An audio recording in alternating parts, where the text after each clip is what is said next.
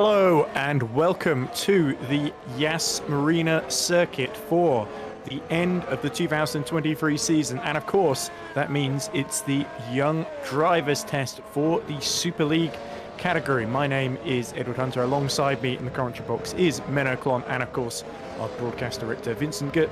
At the end of another long, hard season, we're going to see exactly what these drivers are capable of at the car in the highest level we have in GPVWC, which is of course the Super League car. Of course, championship was won by Jake Dennehan for AG Sports and the drivers, and of course THR in the form of their two drivers as well, which are of course Luke Maguire and Tom Stevens.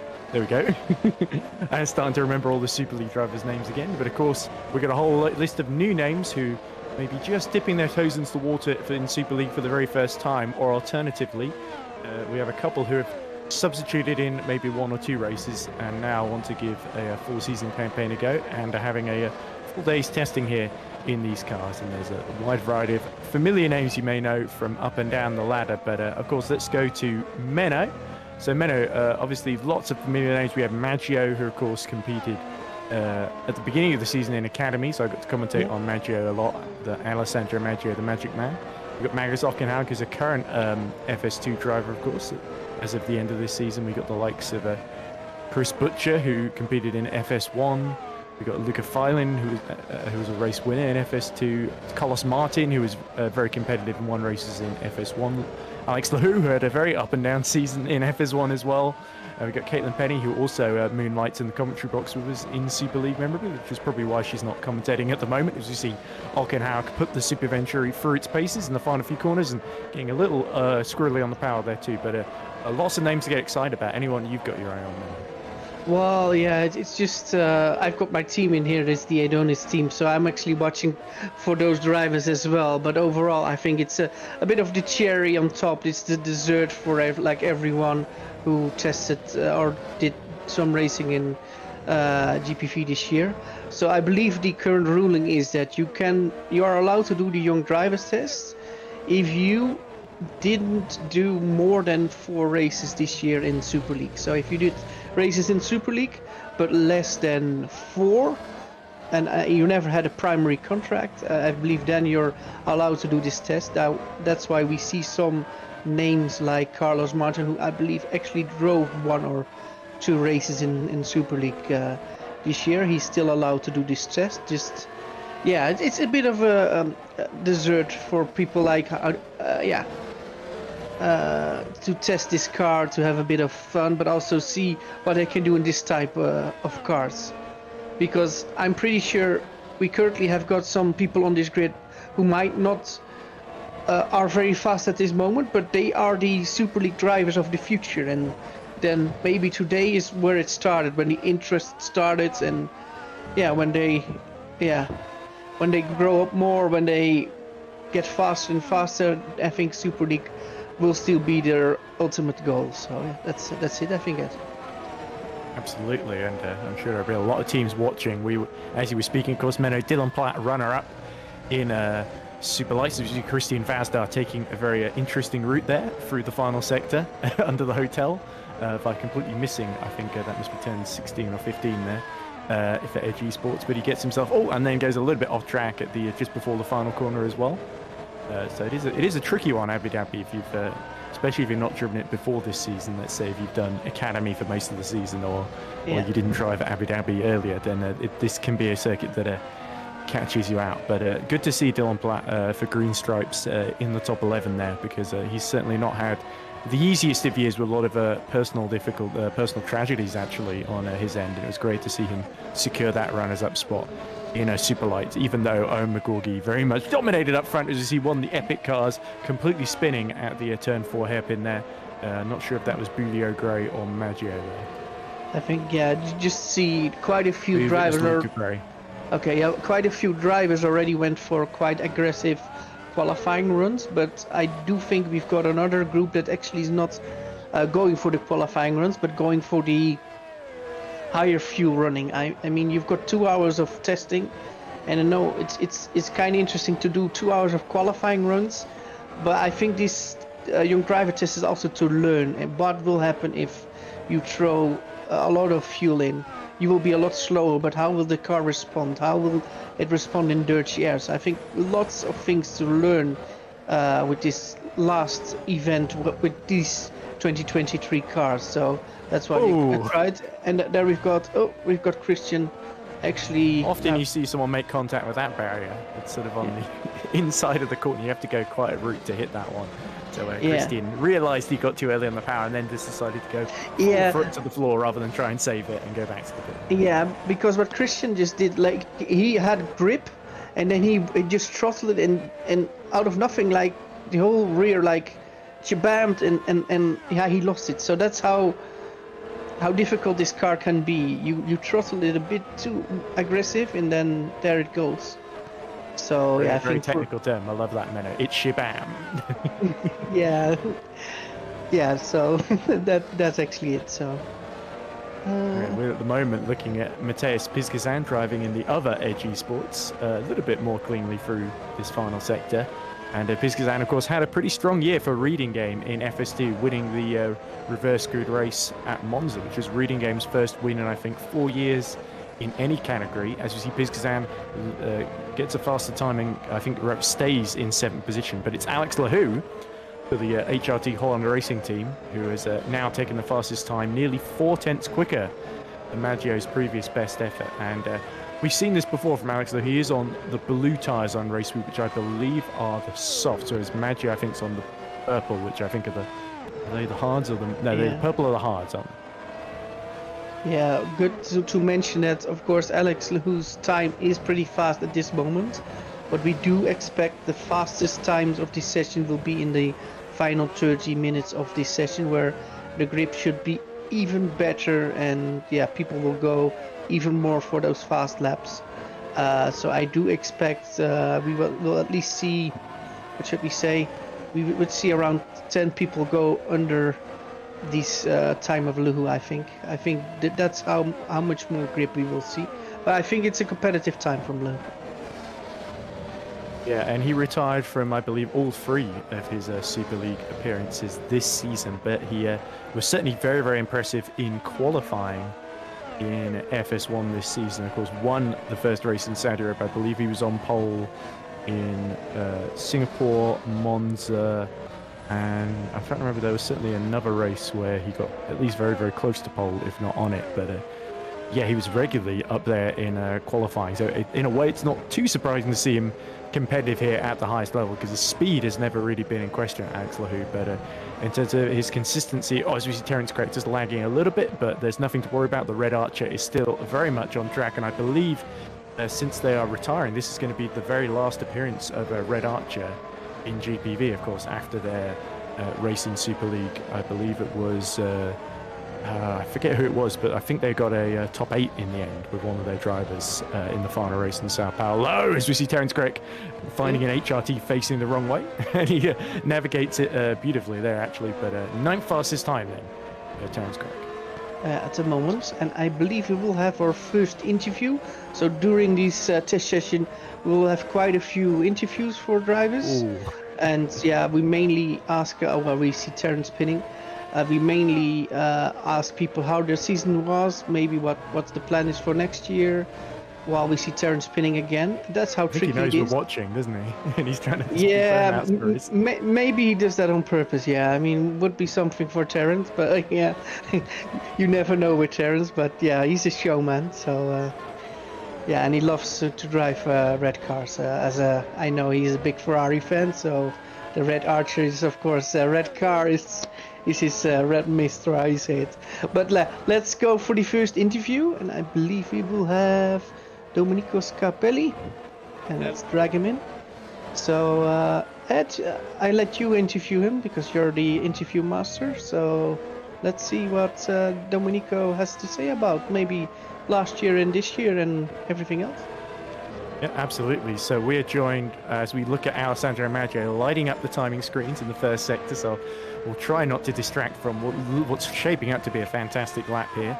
But Dominico Scarelli, who spent most of the year driving in academy, although I believe, Dominico, you've done a couple of FS2 rounds near the end of the season. There's yellow flags ahead of the yellow car at the end of the Epic Racing Team's driver's lap here.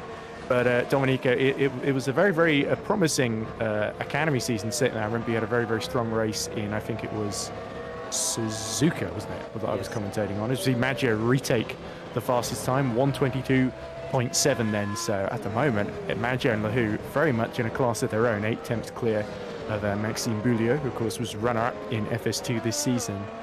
But yeah, you had some very, very solid performances, particularly in reverse screw races as well in academy.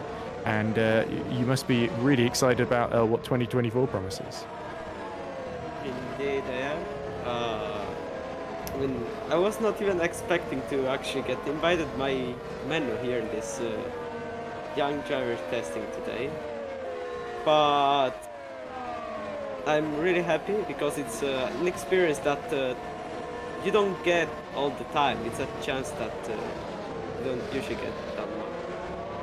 But I think that in future I can definitely achieve more and more, even by improving and racing better.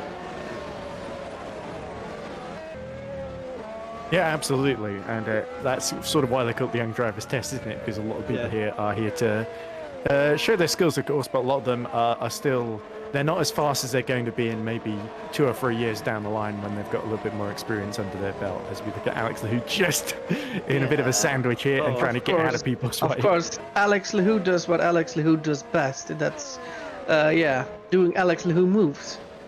And I'm getting so quoted for that, so it will be a soundboard of me saying things about Alex Lahu.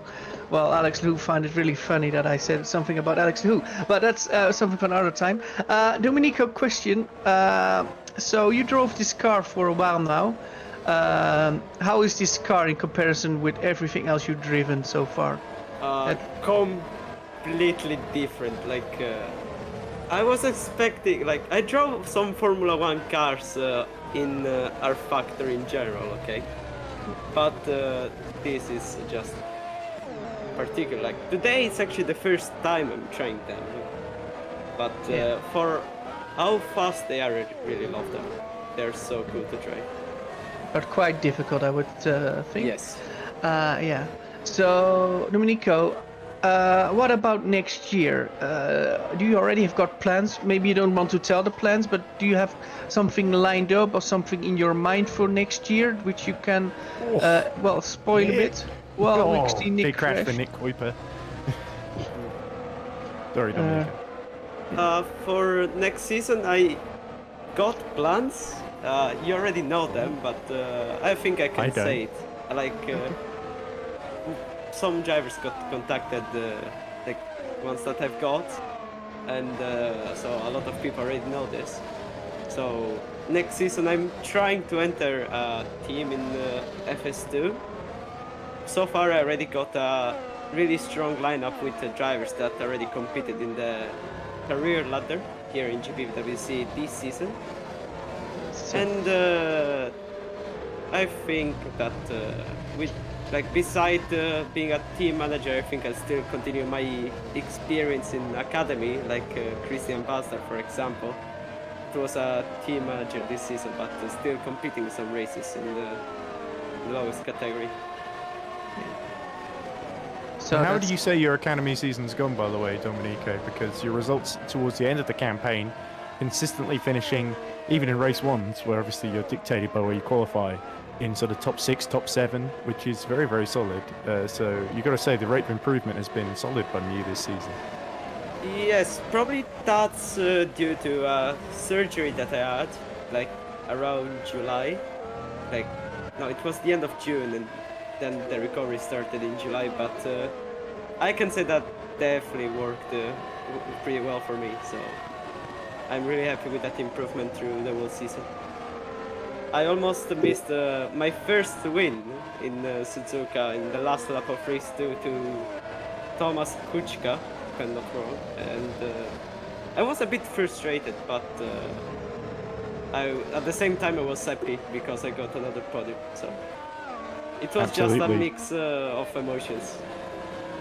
Certainly, and I'm sure there'll be other opportunities to win in the future, and you're going to be absolutely there to take them. So, and as a nice little bonus, you can see your name on the board and Thomas Kuttke's name absolutely nowhere on the board. So he's certainly not going to finish ahead of you in this Young Drivers test today.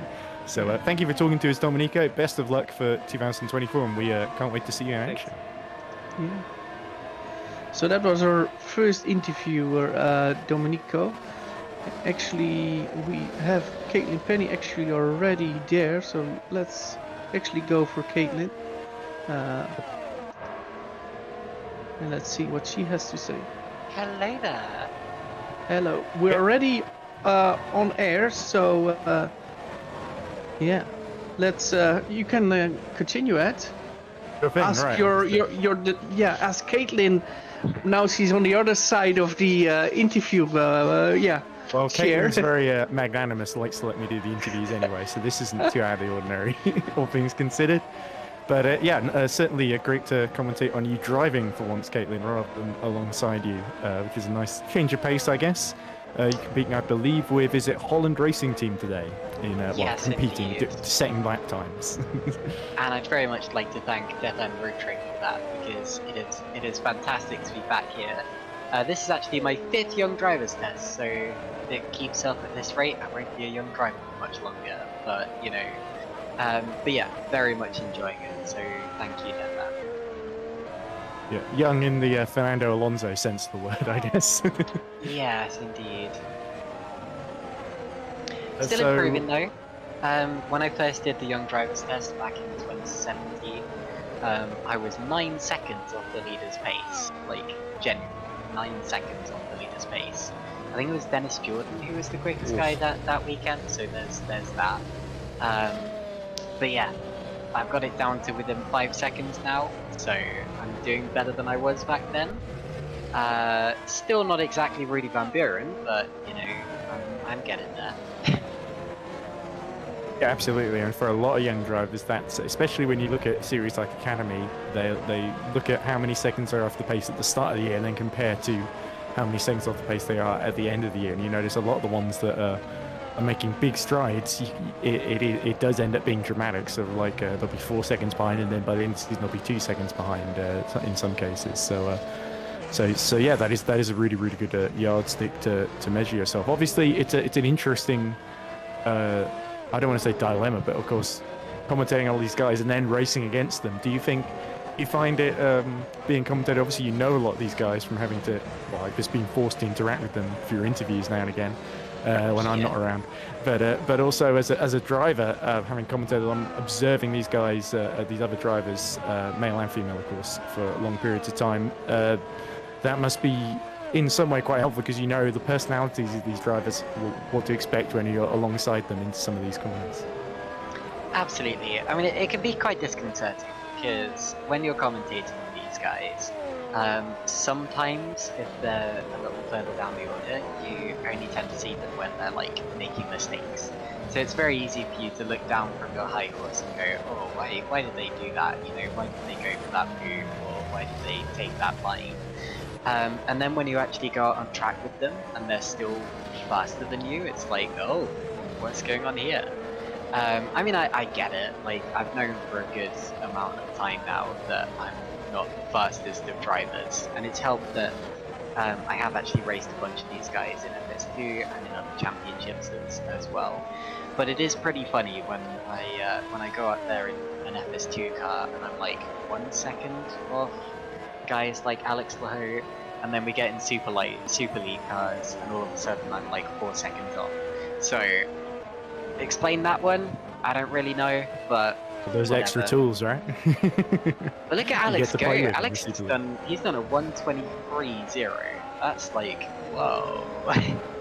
Well, the problem is the other Alex, Alessandro Magio, the magic man, to differentiate him, has got even faster. So, like I said at the beginning, it's sort of, at the moment, those two are the two standouts at the moment, with everyone else sort of chasing their tails a little bit to try and set reasonably competitive times. And so far, a lot of them, the field spread is only about 8 seconds down to Christine Vazda, I think, I think the last set time at the moment. But anyway, Caitlyn, we were a bit short on time. Do you have any final comments before we let you go? Of course, you're up on the commentary team, so you can pop in and out anytime you want, of course. Well, that was like I was saying. I'm just doing this for fun, really. I'm not here to be first or anything like that. So, I guess don't judge me too harshly if you see me being a bit silly. Oh, we wouldn't dream of it. Caitlyn, I'm sure you wouldn't. one more question, Caitlyn. Sorry, go on, Menno. I'm not sure. I didn't follow the whole conversation, but do you already got plans for next season in GPV? Okay, so I think after finishing with, I hate to bring this up, but I finished with 0 points this year in MS2. Admittedly, I did have much less time to drive, and I had to miss a bunch of races, but that sucks. And I think I'm probably going to do some academy races before the end of the year, just to see, you know, like, can I actually motivate myself to do this to the level that I would like. And if I can, then sure, I'll return to MS2 for next season. I should have some more time, depending on how things go. Otherwise, I think the occasional academy race would satisfy me.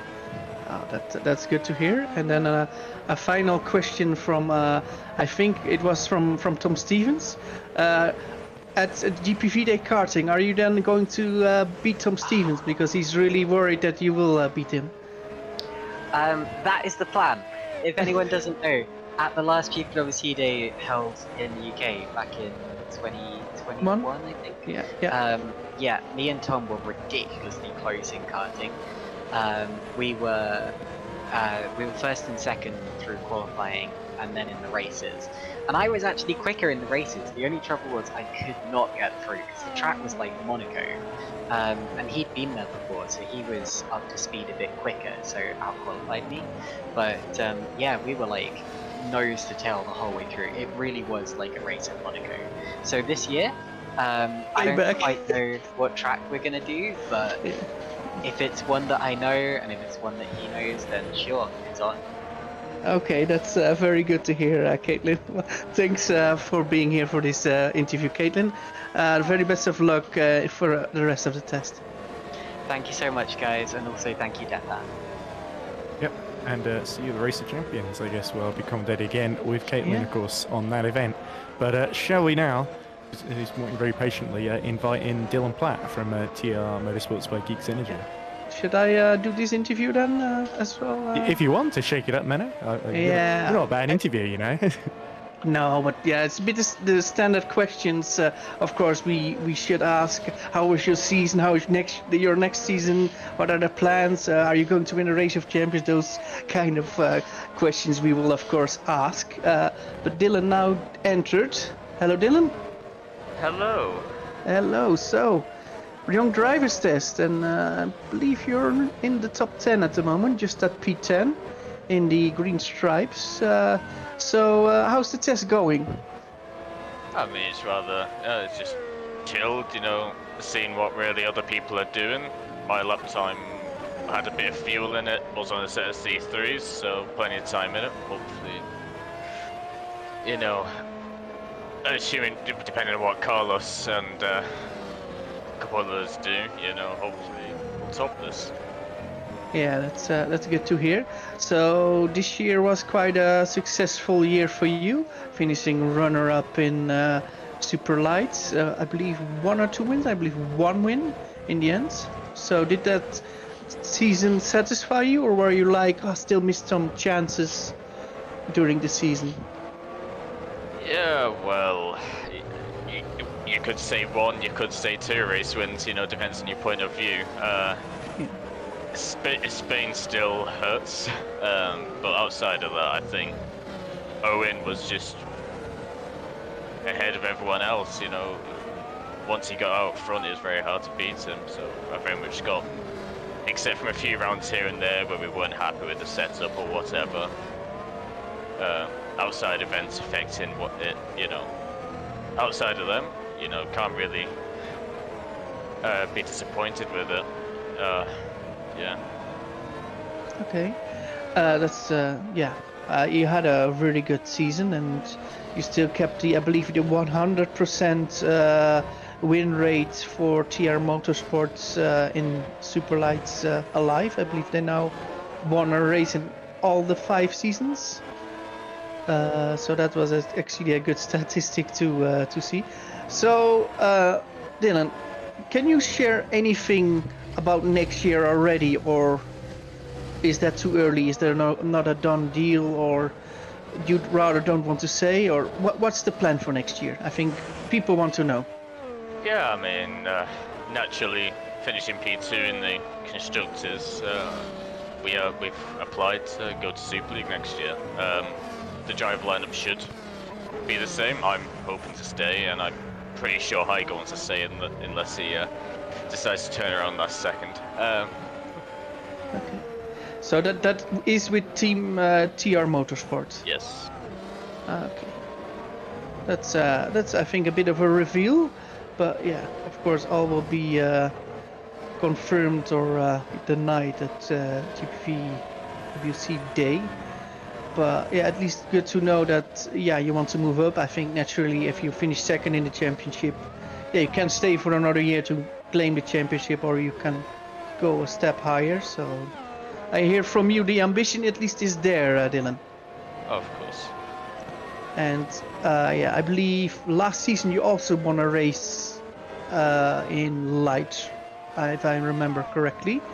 What are the key difference between this year and last year in terms of driving in the series? I mean, really, I think it's just the car suited me a lot more, and the same with, if you speak to Heigo, he'll say the same. Me and him have just worked amazingly together all year, as well with the help from some rounds, Michael Francesconi, Remco, just having a good group of people around us to contribute towards a decent setup towards the end of the year. Yeah, that's good to hear. Ed, you've got any other questions for Dylan? Well, I do know a little bit because in some of the driving negotiations, I've been trying to enter my own team for FS2 this season. I know one of my drivers has sort of been in talks with TR to be their reserve driver as well. So I won't say who that is, but just for ease of confidentiality, you see Luca Filan just running over somebody's front wing there. But anyway. Wasn't mine. No, of course not. Because you're with us. Yeah, your front wing can't be out there. You've got holding onto it tightly, I can imagine. But anyway, you've been with TR by Geeks Energy for so long, and obviously Mike Teichmann, has spent a lot of time and energy running that team, as we see Luca Fly and hit the back of, is that one of the Super Ventures? He's just come out the pit lane.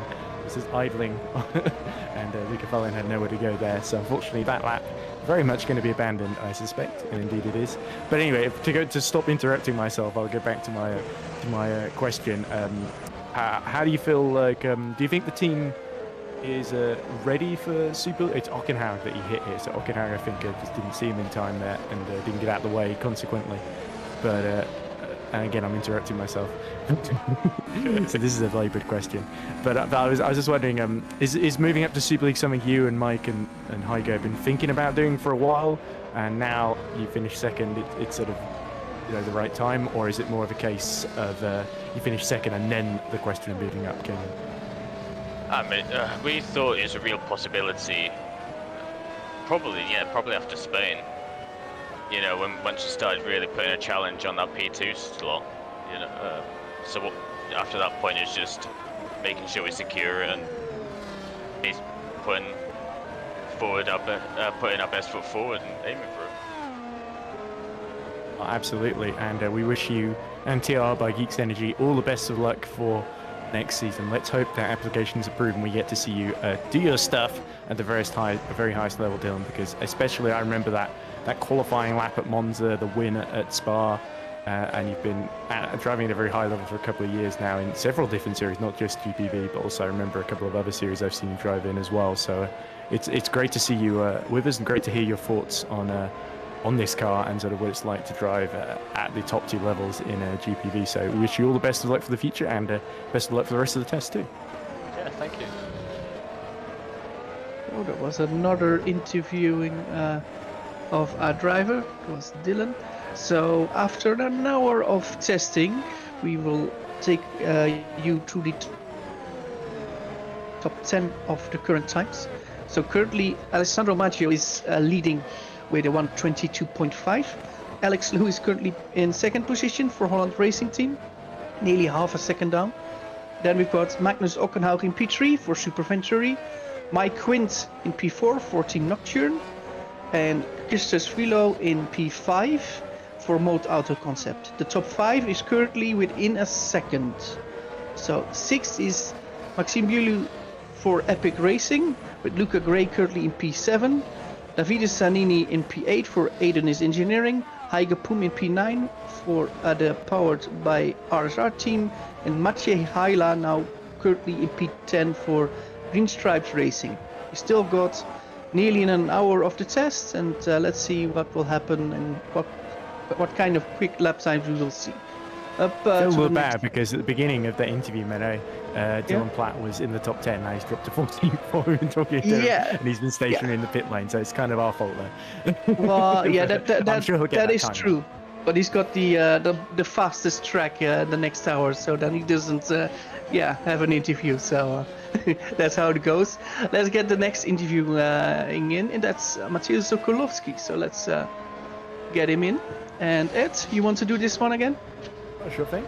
So we are now joined by Mateusz Sokolowski, who joins us now. Mateusz, how are you doing on this fine day in Abu Dhabi for the Young Drivers Test as we look at Eric Kamedi wheel spinning through the chicane? Yes, hello, thank you for getting me here. Doing actually fine. It's better than expected actually. So, definitely good. Yeah, just outside the top 10 at the moment for Green Stripes, second of the 3 Green Stripes. We just finished talking to another driver testing for Green Stripes, of course, Dylan Platt. And I believe, you've had a season in both Academy and is it FS2 this year, where you've got some very, very solid results under your belt, and you're one of the many drivers that's really improved leaps and bounds as the year's gone on then. So you must be feeling excited looking ahead to 2024 and to what you can do in the rest of this test. Yes, I participated in it. I started half of the season in the academy and then went on to first emergency FS2 seat and then moved on to mine for the last races. And yeah, it's been a nice learning curve. I've learned a lot and it's been fun, most importantly. I'm very looking forward for the next season. I'm looking forward to what I can do. And of course, in Academy there was, of course, the win at Monza as well, in race 1 as well, which you must be very, very proud of. But like you say, rest of the season you've been emergency for some of the FS2 teams and such. So are you really, really keen to put your name out there and get a full-time drive next season, or are you looking for another year in Academy? Oh yeah, for sure. Monza was cool. I didn't expect the win. I was pretty far off the pace, looking from the practice and quality. But in the race, I just put it all together, stayed out of trouble, and got the win. I guess that was cool. And yeah, FS2 next season, I have some plans, I have some offers. So trying to cement it right now. Some good performances of the season. I'm trying to practice with practically all the cars, just to be sure. Exactly. It is one of the interesting things always you see Filip Savinski get the penultimate corner very wrong, but somehow managed it. I was about to say save it, but then he went straight into the barrier. So a big 360 degree and then into the wall for Filip Savinski in the Adonis Engineering car. So we're certainly getting some entertainment at the moment, Mateusz. And a very high bill for damage repairs, but that's on me. No, it's all fine. But Savinski just inside the top 20 moment, and that is so easy to do. He just got the rear wheel on the curb, and yeah, even after he saved it, he had too much speed to brush off. So it was either turn as much as he can to the right and try and go for the escape route, or just go straight in the wall and go back to the pits and try again. I drove this car I think a week ago, and I can say some curbs bite. So you go into a corner, it's fine, but once you get on the curb, it really unsettles the car. So that's, I think, what happened there as well. You saw, okay, it's going fine. Then you want to go naturally over the curb, because then you make your radius of the corner bigger, but yeah, then there is a risk it will unsettle you, and that's what happened there, and that's why this car he is crashed. very painful to drive sometimes, especially on the exit of the curbs. They are so bitey sometimes. And do you think that's because you're not used to this Super League car yet, or do you think that's a characteristic of the curbs at Abu Dhabi, that they just really bite this car? As we see another car, looks like one of the Holland racing cars, that just spun across the start-finish line, as we see Hygo Pumgar up to 6th. And Chris Butcher is actually, interestingly, certainly a second fastest time, just 2 tenths shy of Alessandro Magio's best efforts there. So great. The THR driver Chris Butcher, of course, was in action for some of the FS1 season with Lunark this year, the satellite team of DHR, some call it. But anyway, Matus, sorry I interrupted you. Fine. So this car is definitely not easy. I can see why it's the top of the league. Definitely takes a lot of time to master it, especially rally runs, race runs. Everything is very tough. Every curb you take, you have to think about it twice or 3 times even before taking it. And yeah, there's so many things you can change in the car, so many setups, so many switches, buttons. It just gets in your head sometimes on the lap, off the lap. It can be tough, but it's fun, especially when you get it going, get in the rhythm. And the speed is pretty cool. Well, anyway, Matus, I have to say, especially after your 5th place in that sudden downpour in the FS2 race for ST Racing in Interlagos, which I believe was ST's best result of the season, I think you've certainly put yourself on the shop window server, and the future looks pretty bright as we see Dylan Platt, who we just interviewed, spinning off into the wall, and that shows you just how tricky that penultimate corner can be, as we've been talking about. But any final thoughts before we let you go, Matus? Yeah, actually, ST got, I think, 2nd place in race 2 in Abu Dhabi, so... Oh, of course, that's true, yes. I'd forgotten there was more races after that. No, before that, sorry. 2nd best I will take anyway. But yeah, I'm not really sure. What was the question again? I forgot. I was just a general statement that the future looks bright, that you're on an upward trajectory. Yeah, I would agree with that actually. So yeah, but just continue what you're doing, and yeah, you're just at the beginning of your sim racing career. And yeah, this is like I said before, for a lot of drivers, this test is a dessert. But yeah, I think for you as well. But I think we see much more from you next year when you're, yeah, visited quite a few of the tracks. So I think it's the future is bright. So yeah. Thank you. And I think with that we actually need to end it because we've got loads of interviews. So Mateus, thank you for at least being here, and yeah, best of luck for the next 15 minutes of the test. Yeah, thank you. Nice talking to you guys. Absolutely, same here, Matus. So let's invite now, as we look at Chris Butcher setting 2 purple sectors here, as one of the other cars just gets out of his way, and Chris Butcher backs off, so this will not be a time faster than that of Alessandro Magio. But we are now joined by Italy's very own Davide Zanini. Davide, hello. How are you? I'm good, thank you. So it's been an interesting year for you as well in both, I believe, Academy and FS2. I remember you flipping in the Academy race at Valencia, which led to one of my more cringeworthy commentary moments of the year, as we see Jonas Karula just completely loop it round, and he's just avoided by his teammate there in the middle sector, just approaching 10, 8 and 9. Oof, that was a close call. Anyway, what was I saying? Yeah, I remember you flipping over, and it led to me making a very cringeworthy Zanini Panini pun, I think. Yeah, I remember that. But other than that, you've I don't think that's the defining image of your season at all. You've had some very, very solid results, especially as it's gone on. You got promoted to FS2. I forget with which team, of course, because there are a lot of drivers that keep track of the 5 series. I got the first time it was an emergency drive for King's Racing in Imola. That's correct. I got P13 in my first race, and then second race went a bit worse. I got crashed out a few times. Then I got called by Menno in GPV Academy in Bahrain, and that didn't go so well. But in the end I found a seat with KKR of an actual reserve, not just emergency. And I got a few good points for them through the season.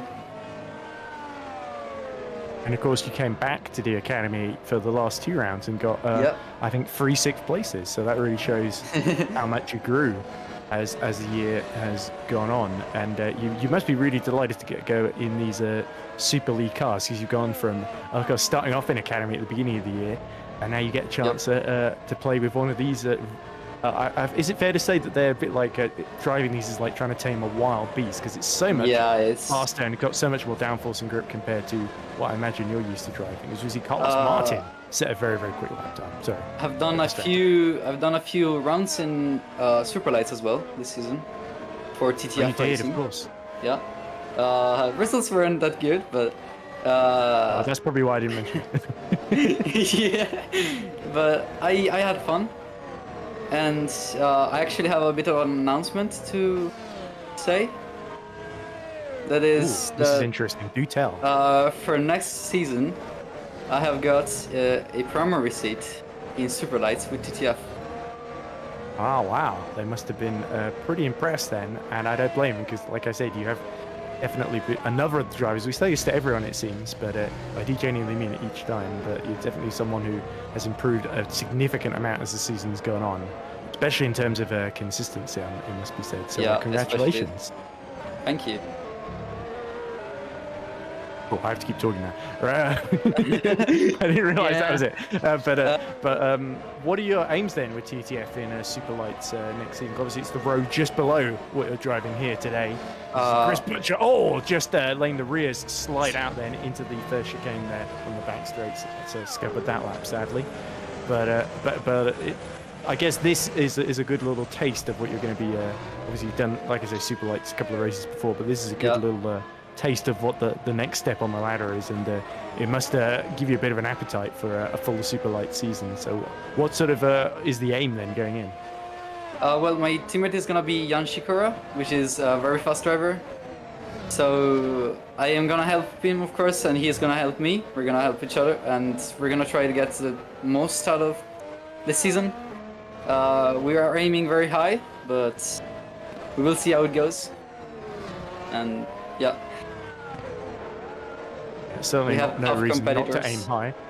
As we see Jonas Abler in the Mode Auto concept go 7th fastest. But anyway, I think we're almost out of time, David. Unfortunately, it's been lovely speaking to you though. But do you have any final things you want to share with those watching us? A lot of people will be very, very excited to see you in action for TTF next year. But any initial impressions of this Super League car? This Super League car is obviously immensely fast, and it is very difficult to control. I'm gonna demonstrating that. yeah, I'm gonna try and do some off laps with C5 compound tires now that I've finished my C4 compound tires runs, and I will see how I place on the grid. So yeah, that's all. Alex the Who giving a very visual demonstration there of what not to do on the exit of a big 10-8 hairpin. But it's so easy to do, especially if you get caught on the curb. It looks like he was trying to avoid Curves that. are hell here. Very hard. Yeah, anything to avoid them. He had a crash avoiding the curbs, bizarrely, Alex the Who, which is the exact opposite of what happened, I believe, in the first lap of the second FS1 race at Abu Dhabi earlier. But anyway, David, it's been lovely talking to you. Always a pleasure watching you on track, and I'm sure you're going to put on a fabulous show, not just in the rest of this test session, but with TTF next year. So looking forward to seeing you in action. Thank you. Goodbye. Yeah, and that was another interviewing, and we've got loads of interviews.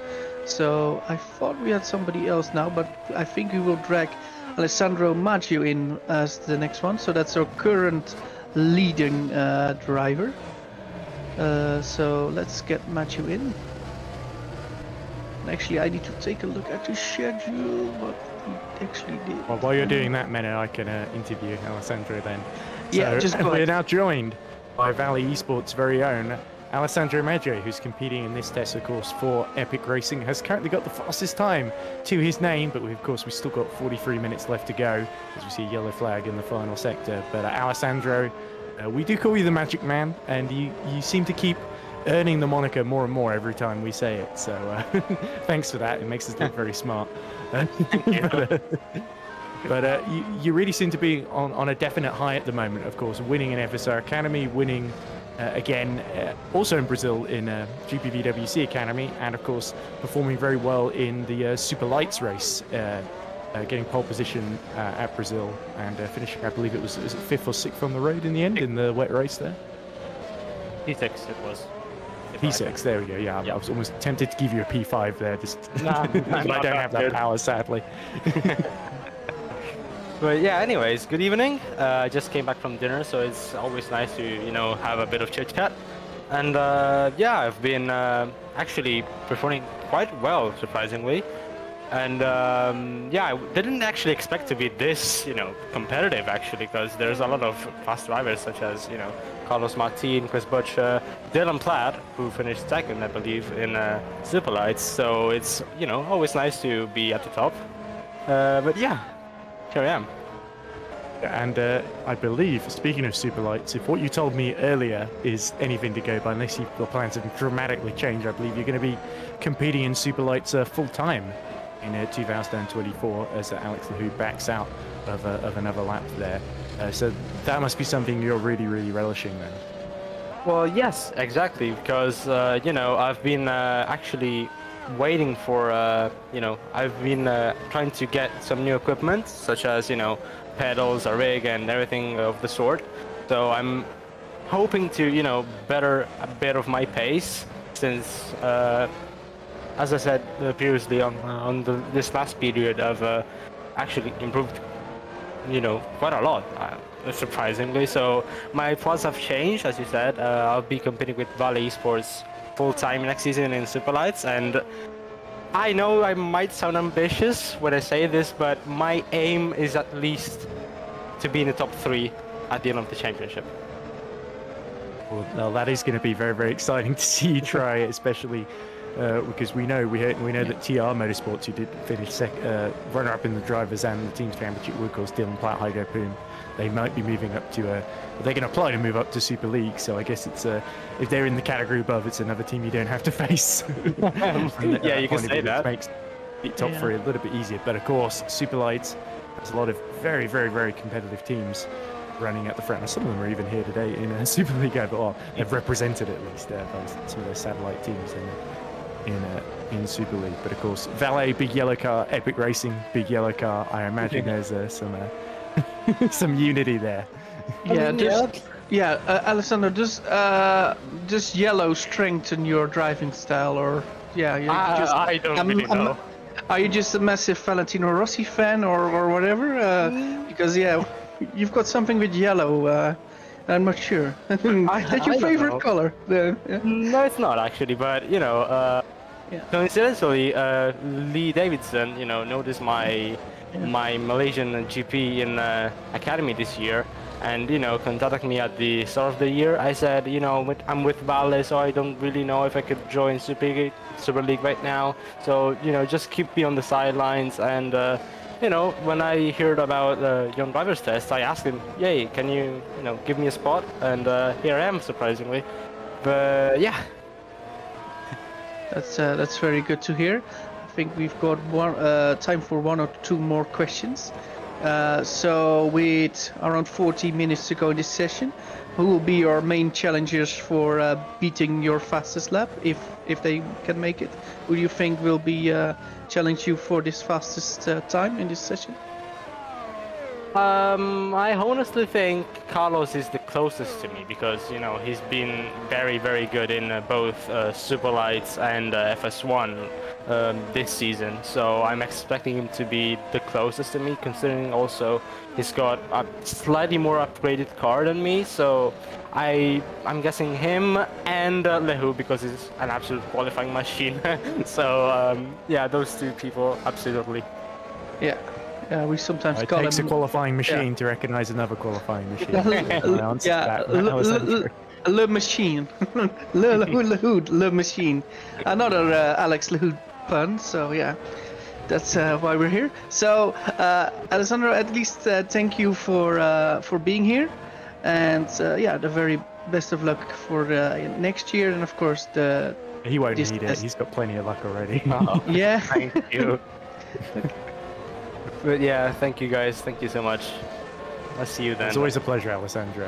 And, I'm sure you're gonna, like I said, we need to make up nicknames for the other drivers as well, because it feels unfair that you get the Magic Man label and none of the others get any magic for themselves. Yeah, I agree. I mean, labeling someone as Magic is already, majestic enough, but if you don't give the others, the same kind of recognition, I think it's not fair. So you better. To be fair, we do use the name against you now and then when you're having an off day, which is very, very rare, of course. So we think, the magic's not working or it's fading, but it always seems to come back after a while.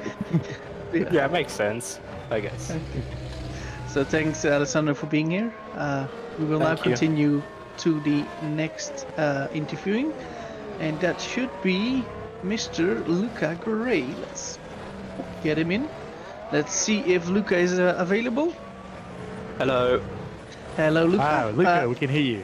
Yeah, let me do this interview, Ed. Then Your thing? let's I was see just what... checking we could hear him, that's it. Oh, that's fine, that's fine. So actually, in the meantime, we see Carlos Martin actually putting a very fast first sector, so people are still pushing. And actually, Dylan Platt went faster than Alessandro Magio, so yeah. Being interviewed can sometimes, result not being on track and actually losing the fastest time. So Mr. Magio has got some work to do now. But only, I think, 2,000, so yeah, only a little bit of work, but it still needs to happen. But let's go to Luca, who's now currently in the test. Let me see, P15. Yeah. So, Luca, how is the test going for you so far? It's going okay. Not really. I've only tried one quali run. The rest of the time I've just been trying to do race runs, but people keep trying to race me. People on quali runs getting in my way, blocking me. Yeah.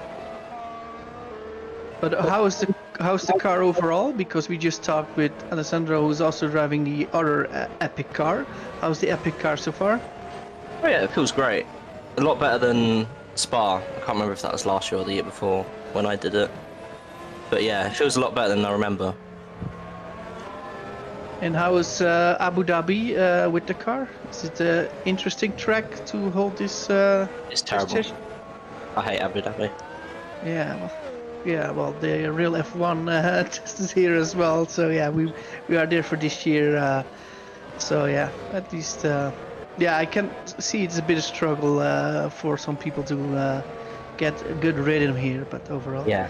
So Luca, question for you. What's your plan for next year? Can you already tell us a bit about next year? Is there a plan or is there no plan? You're waiting? Currently there is no plan. I'm looking for seats in either SL2 or FS2. Can't do Thursdays, so yeah. I've got no offers yet, so I'm still available. Well, yeah, you can do a shout out here, so go for it. Yeah. Well, I don't really know what to say. I didn't really. So, what are your qualities? How many the races did you already do in FS2? How well do you know the league? FS2 race winner, podium in my final race with 20 minutes of practice. Committed. What else? Trying to be smooth. Okay. So you're a smooth operator. I try to be. Okay, very good. So at least you made a bit of a name for yourself. So it's good to hear. You've got something to add, Ed? Well, I've been commentating on Luca for a while, so I've seen him in quite a few series in endurance cars in Formula E, and it's great to see him over the years in GPV. I think he's had to, like you said, he was on the podium in the very final race despite the lack of practice. He's won in quite a few categories. I think, if I'm not mistaken, Luca, you've got, I'm trying to remember correctly, I'm trying to find the Academy statistics. I'm pretty sure, oh no, I don't think you've ever driven. I didn't, no, I've never. No, so I'm getting you mixed up with someone else. But I think you won in Formula Sprint 2 last year in Azerbaijan. That's it. Yeah. Yeah. Race 2, wasn't it? Race 2. But yeah, obviously competed in 2023 with KKR Racing, and as it happens, Luca, I'm actually entering a team in FS2 next year, but I'm not. That is going to be on Tuesday, so I guess that might work out for you. But I've got a full lineup of 2 drivers and a reserve driver, so it might be another bonus reserve driver if you're interested in that. But And we also don't know if we're going to be on the grid or not, so it's not a guaranteed spot yet. As we look at Dylan Platt absolutely hustling the green stripes car. But Luca, I know you always...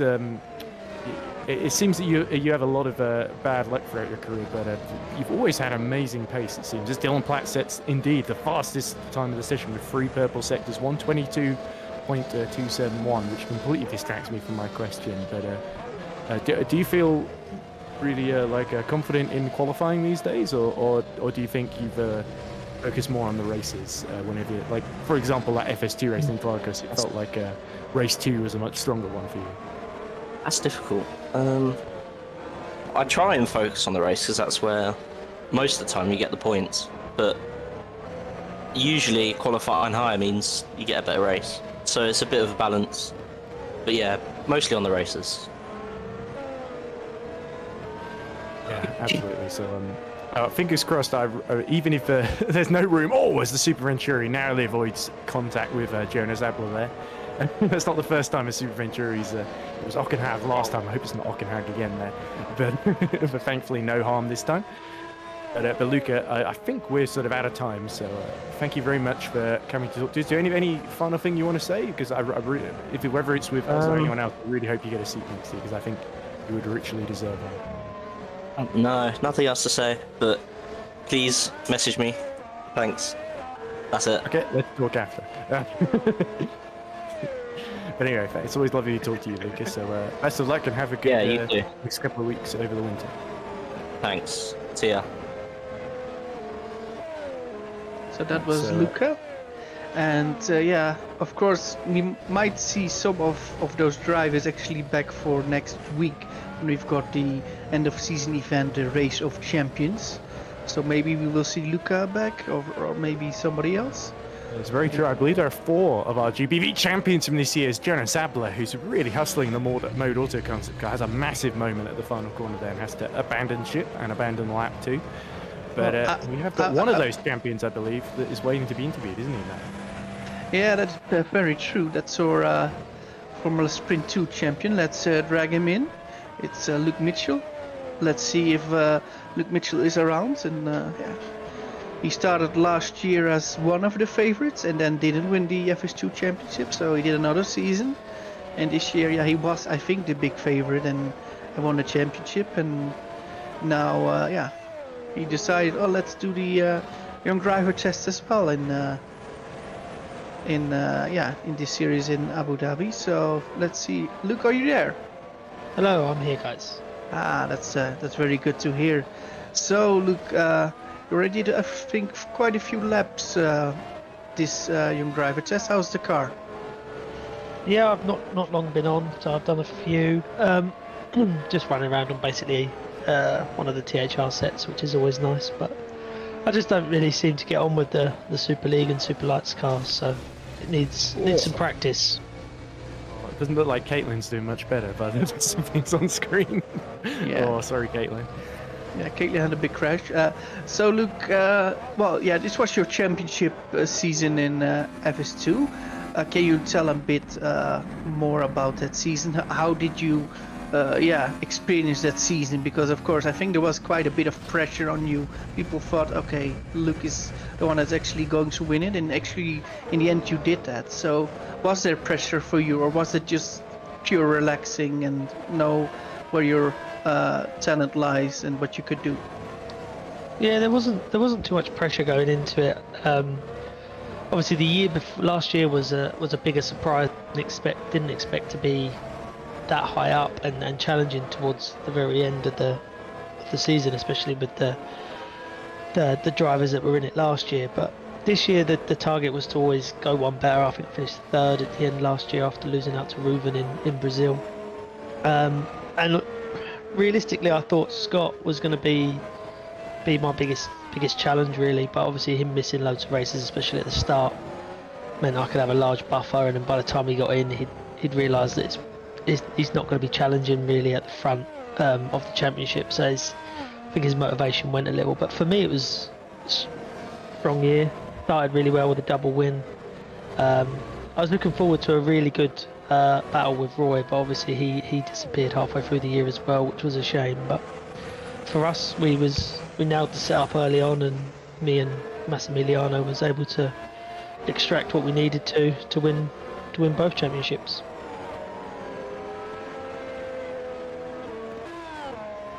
Shall I jump in here then, Menno? Yeah, Hi sorry. again, Luke. Yes. Sorry, I didn't want to step on your toes. I was like, Told I me was off a few really times. like, Quite I was right, so Luke. listening and like, oh yeah. Need a bit of time to process that answer, okay? Yeah, no, Sorry, but Luke. you take over it. Okay. So Luke, it's always good to talk to you. I noticed, by the way, that you and Eric, who's another Hunter Burt simulation driver for me and a few other series, and helps me manage a team, are fighting over 21st place, which is always great to see. I think he's about 4 tenths behind you at the moment, so he's still getting the grips with the Super League car as well. But yeah, obviously Alpha Sierra having such a great year in FS2, and you seem really, really on top of your game with all those wins, but also getting the max out of the races, the occasional race that didn't quite go to plan, especially the race 2s where you always invariably had to fight your way through from 15th. But and occasionally, I believe in Japan. Oh no, Japan, you did have a slightly worse race 1, didn't you? So that was a bit slightly easier win. But other than that, yeah, the race 2s were always a bit more, understandably, trickier to fight your way through, especially as the year went on and everyone became much more competitive in the sort of mid-pack. So, what are the thoughts in terms of moving up next season, and especially, well, it probably shouldn't clash with British touring cars, hopefully this time. Because I think we're still in the off season, but and we'll be for a little bit. But what are there any thoughts for Alpha Sierra moving up to FS1, or do you think retaining the title on FS2 holds its appeal to you? I think for Alpha Sierra, I can't speak for Tom, but I think he wants to try and go for super lights with them. Oh, 2 tiers, okay. Yeah, full gas, baby. Yeah, so it's not mine. I've already spoke to Tom, and it's not mine. I'm not staying at Alpha Sierra for next year. Obviously, I've got Lunark in FS1, which is the plan is to be with Lunark, and obviously, hopefully, if Moritz stays on, have Moritz alongside me. But I think Super League's calling for him, so definitely for me, it's an FS1 year next year. I like the 2-race format. It gives you a second chance if something goes wrong in the first race. So, and ultimately, it's about just having some fun. And I'm not competitive enough in the higher series. Just the cars don't suit me. And anything that's F2, F3 related is much better for me. I seem to have a lead foot in the Super League car. Yeah, and also you've already competed in FS1, didn't you? Get 6th place at race 2 at the Nürburgring, wasn't it? So. Yeah, I think that experience is going to come to good use. Yeah, I've done a few rounds in FS1 this year, and I've done better than I did the year before when I'd done the emergencies, because I actually scored points this time. But I never really gave a good account of myself, really, because I never really put too much practice into FS1, given the fact that FS2 was on the Tuesday, and by the time I'd got a drive sorted for FS1, it was Wednesday evening. So usually I had a few hours to get in the car and try and develop some kind of setup. So it'll be nice to go into a full season with actual knowledge of the car, because that's what helped with FS2 this year and last year, was having a year under my belt to understand a bit more with the setup stuff. So got some laps to do in the winter to get on top of it for sure. In your defence, Luke, I think I should take some responsibility for well, not forcing you, but encouraging you into some extracurricular activities that may have divided your time slightly. But I appreciate your effort nonetheless, and yeah, I'm really looking forward to seeing you back in FS1, which means I get to commentate on you, which would be very interesting. If well, depending on who's commentating next year, if it's similar to this year, at least it probably will be at the start of it, but we'll see as it goes along. I'm sure there's going to be a little bit mixed up in the comments box, because people will get a bit bored if I just end up doing everything again. But anyway, I think we're running a little bit short on time then, Luke, so I think we've got maybe a minute or 2 left with you. Have you got any final thoughts you want to cover then before we let you go? No, just that everyone at GPV's obviously done a great job again this year, and that goes from obviously you guys on the broadcast team to the people behind the scenes making the broadcast happen, Chris Williamson, Will Panisi, Butch doing the DC.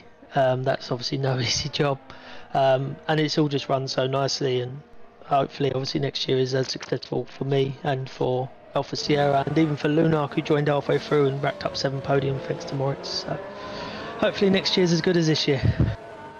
Yeah, fingers crossed that Lunarka continues its success. You see Svillo completely forgetting which way the track goes, deciding to just turn completely left on the back straight there. Yeah, I've got. I think that was deliberate. Yeah, I've got one final question, and then we need to continue. Luke, I believe you're in the Race of Champions next week. Is there any driver you don't want to face? Obviously, I can only see the 16 that have been announced. So, out of everyone in GPV, who do I not want to face? Obviously, anyone like Denahan, Deval, Tom Stevens. I don't want to face Sven de Vries either because he kicked my ass last year. I'll take you, Menno. I remember that. I'm not participating, so. But I think that's more your luck than mine. No, that's good to hear. Let's see what the draw brings. Yeah, if you want to win the Race of Champions, you need to beat the big guys. So yeah. Yeah, not planning. It's just a bit of fun, isn't it? So I never really can see myself winning something like that against the quality of drivers that are here. But no, it's just a good laugh. So it's mainly about a little bit short there. It's the only reason I tried so hard in FS2 was to get my spot for Race of Champions. See, Ed, I told you, right? This is Race of Champions again. Yeah, so good to hear. Thanks, Luke, for being here, and we need to continue. So very best for the rest of the test. Thanks, guys. Good job. So that was Luke Mitchell. Let's look at the current standings with around 20 minutes to go. It's now Dylan Platt who leads. Magio is actually back in second position with Carlos Martin in P3, Aiga Pum in P4, and Alex Lehoux in P5. And then we've got Chris Butcher in P6. And then we've got Mr. Smith in P7. They're all within 0.5, so half a second of the fastest time. So that is very, very competitive. I think you can see the current standings on the just on the feed, but yeah, I think people are improving a lot of times now because the grip of the server is quite amazing. So let's get the following driver in. There's, I believe, somebody that's actually not driving in the young driver test now, but it is another driver, the Super League driver Yuka Pekka Alalu. So let's see if he is around. And then Ed, I let you do it again because you're the master in interviews, and I will ask maybe a second or a third question. When I think of one. So Yuka Pekka, are you around? Yes, I'm here. Okay. It's all yours. Sorry, Yuka, I was just laughing because we saw Luke Mitchell. He just finished his interview going on a big spin, just coming out the pit lane there, which is not exactly, I think, it didn't look intentional, but it is somewhat comedic. That's the first thing that happens to him after he finishes talking to us. But anyway, Yuka Pekka, no need to worry about distracting you from the test as we see Dylan Platt have the rear end of the green stripes car swap ends on him, and another driver having the rear swap ends. It's a dramatic effect, I go proving that. So it looks like the crash fest as everyone pushes for harder and harder on this grippier and grippier track is in full swing. But Yuka Pekka, of course, you've got Super Venturi at this test with Magnus Ockenhaug, and I believe is there another driver Super Venturi have entered as well, a little bit further down the timing sheets as well, whose name escapes me, or is it just Magnus? Oh no, it's Thomas Smith, of course, who of course memorably won Super Venturi's first FSR championship in the FSR Academy Series this year. So I imagine you're watching both of them with some keen interest. Well, yes and no. I mean, I have to be honest, I haven't paid that much attention what has happened during the young driver test. I think that's more of a Jan's job, I think. I'm just a driver in Super Venturi, really. Of course, yes. That's fair enough, I guess. Can't be on top of everything. But you yourself, you certainly had an interesting season. It started so well, didn't it, with all those consistent points finishes, didn't it, Yuka Pekka? And then I think, if I remember correctly, the second half of the season was a little bit more trying in terms of there was of course second place in at Silverstone, of course, was probably the big highlight, but there was also the last couple of races, especially 12th place finishes as well consecutively. So I imagine 6th overall, 124 points to your name, that a bit of a mixed season, and Jan got a few more podiums at least to help in the team's championship where you finished 3rd, so you must be happy with that, even though Jan at the end of the Super League race in Brazil sounded understandably disappointed. I think both of you did a really solid job and worked really well together as teammates this year for the Finnish team. Yeah, I mean, obviously the second half of the season wasn't as good as the first half of the season, but I think there is clear reasons why that is the case, and it is what it is. Overall, though, I have to say, like, first full season in Super League, and I'm getting more points than I have ever gotten in any full season on Super Light, for example. I can't be too disappointed about the season overall. It's been a pretty good one, I would say. Yeah, and you finished all but one race in the points as well, which is certainly very encouraging. Like I said, your consistency was a real strength this season then. So looking ahead then to 2024, what do you think your aims are? Do you think you're gonna? It's almost certainly going to be another season in Super League. Then, do you think you can do better than 6th in the Drivers' Championship? Do you think a few more podiums is the aim, or do you think you and Jan are going to be battling for that first win in 24? Well, beating Jan is really difficult. Jan is just crazy fast, so I think that is going to be #1 problem for me if I want to try to win races. But yeah, I mean, only time will tell what will exactly happen in the next year in terms of like who exactly are going to compete, and also how the car suits my own driving style. If the car and tires suit my driving style, then sure, why not? Maybe I can be on the battle for the wins at some point as well, but if it's not, then it could be a little bit tougher season. You never know. There is so many factors that affect the end result in the end, so it's difficult to put like a clear one target that is for the next season, at least at this point. I think after we get the mod and can do some laps, and after we know all the lineups, then it's way easier to put in some clear targets for that season. Absolutely, I think that's very realistic, because the goals, it's probably more sensible to set the goals after the first couple of races, like you did. In fact, you took the exact same approach this season, because remember, you and Jan had that really strong finish and won the opening race near the beginning. It was race 2 in Bahrain, where I think it was like 3rd and 4th, wasn't it, with the pair of you? And I remember that being a really strong opener. So certainly the team, it's certainly a team that's on the up in GPV Super Venturi, so we always love to see you guys in action. And with that said, Yuka, Pekka, I think our time is unfortunately almost up, so I'm going to have to let you go. But it's lovely to talk to you. I'm sorry about that misunderstanding after Baku as well. I know it's all forgiven and forgotten now. I still feel a bit bad about it. It's fine. I promise not to unjustifiably blame you for anything ever again in commentary, especially not in commentary, but not even in live chat on streams. So, anyway, yeah, so you see, everything can be resolved, like even on the live broadcast. So thanks, Yuka, Pekka, for being there. But we are going to continue, and I believe I embarrassed him a bit there. I'm sorry. No, I think it's okay. It's okay. He knows how to handle it. So let's see who we've got now. I believe we've got Carlos Martin, I believe, will be the next one.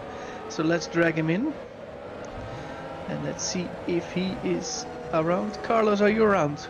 I am around. Look, that's very good to hear, and that's, I think, more or less interview 10 already. Ed, do you need to drink first, or you want to continue? No, I'm. Oh no, I'm ready to go. You're both ready. Okay, that's at least fine, because I think I think Carlos is somebody you can ask a lot on stream. So yeah, go for it, Ed. Yeah, it's a good thing I ate before the stream started. But anyway, Carlos, obviously competing for, is it Holland Racing Team? For today, yes. Yes, there we go. Rather than, because obviously there's no Netrex to drive on this occasion, but it's been well, that's there's a follow-up question there, that's for sure. But yeah, let's first talk about this test. Of course, you've had a few tryouts in Super League already at the back end, I believe, of 23. Yes. So obviously, of the people going in, you're a bit more experienced. So there's a real battle. Set the fastest time in testing. You're right in the middle of it, and unfortunately we've taken you out of it to do this interview. Oh, I guess you put yourself forward, so thanks for that. But it's okay. I prefer to seems whenever I'm driving. It seems whenever we interview someone, their name inevitably bumps down a few spaces down the driver's sheet as everyone else takes advantage of them not being there to just lap on track. But yeah, it's felt very, very tight. You're 2 temps down as we speak at the present moment on Dylan Platt with Magio in between. Then we've got Hygo, Chris Butcher, Thomas Smith, of course, the FSR Academy champion, not far behind in the Super Venturi either. So it's pretty close around here. And so how are you having to drive this Super League car around Abu Dhabi to get the most lap time out of it? I imagine on the C5s and take loads of risk over the curbs, although that's my inexpert opinion, having never driven these cars before. Well, it's about the traffic, to be honest. I think whoever can pull the best lap without the traffic will be up there. I was personally overtaking 2 cars in the middle of Sector 3, so yeah, it's an interesting one. Well, but today I think it's just a showdown, right, to the guys who didn't have the chance to actually drive the car and compare themselves. Although it's quite grippy, I think it's way grippier than what it was in the race, because I raced here for mode. So yeah, it's interesting to say the least. Of course, in your appearances in Super League, you got that 5th place in Singapore, I think, in your one-hour showing for, it wasn't mode, it was another team. It was Holland Racing Team. Oh, Holland, the team you're testing for today, of course. Yes. How could I forget? And so that's got to be encouraging to have a decent result under your belt already. But also there was your main campaign, which was FS1, of course, with those 5 wins, I should say, for Netrex, 3rd in the Drivers' Championship, and of course that 2nd in the teams table, if I remember correctly. As we look at Thomas Smith just beating Chris Butcher there with 122.5. So what are your overall thoughts on how the season's gone, and how well prepared do you feel for like what sounds, from what you were saying earlier, like a full assault on Super League next season? Well, I think overall you need to see it from a perspective from the Netrex group. We won the championship with Owen and Jake, which was amazing to win the Drivers' Championship, and we won the Constructors in Super Lights. But next year there are a lot of changes coming. We are parting ways, the management of Edge and Netrex, so we will become different and rivals in all regards. So there is kind of an application for Super League. I can't speak much about it because it's not confirmed, as you guys know, but we did apply for Super League. I can't also speak about the name. I just can say the lineup is really good. I think it's gonna be an interesting lineup. And yeah, for the rest, Road to Formula will keep where it is right now.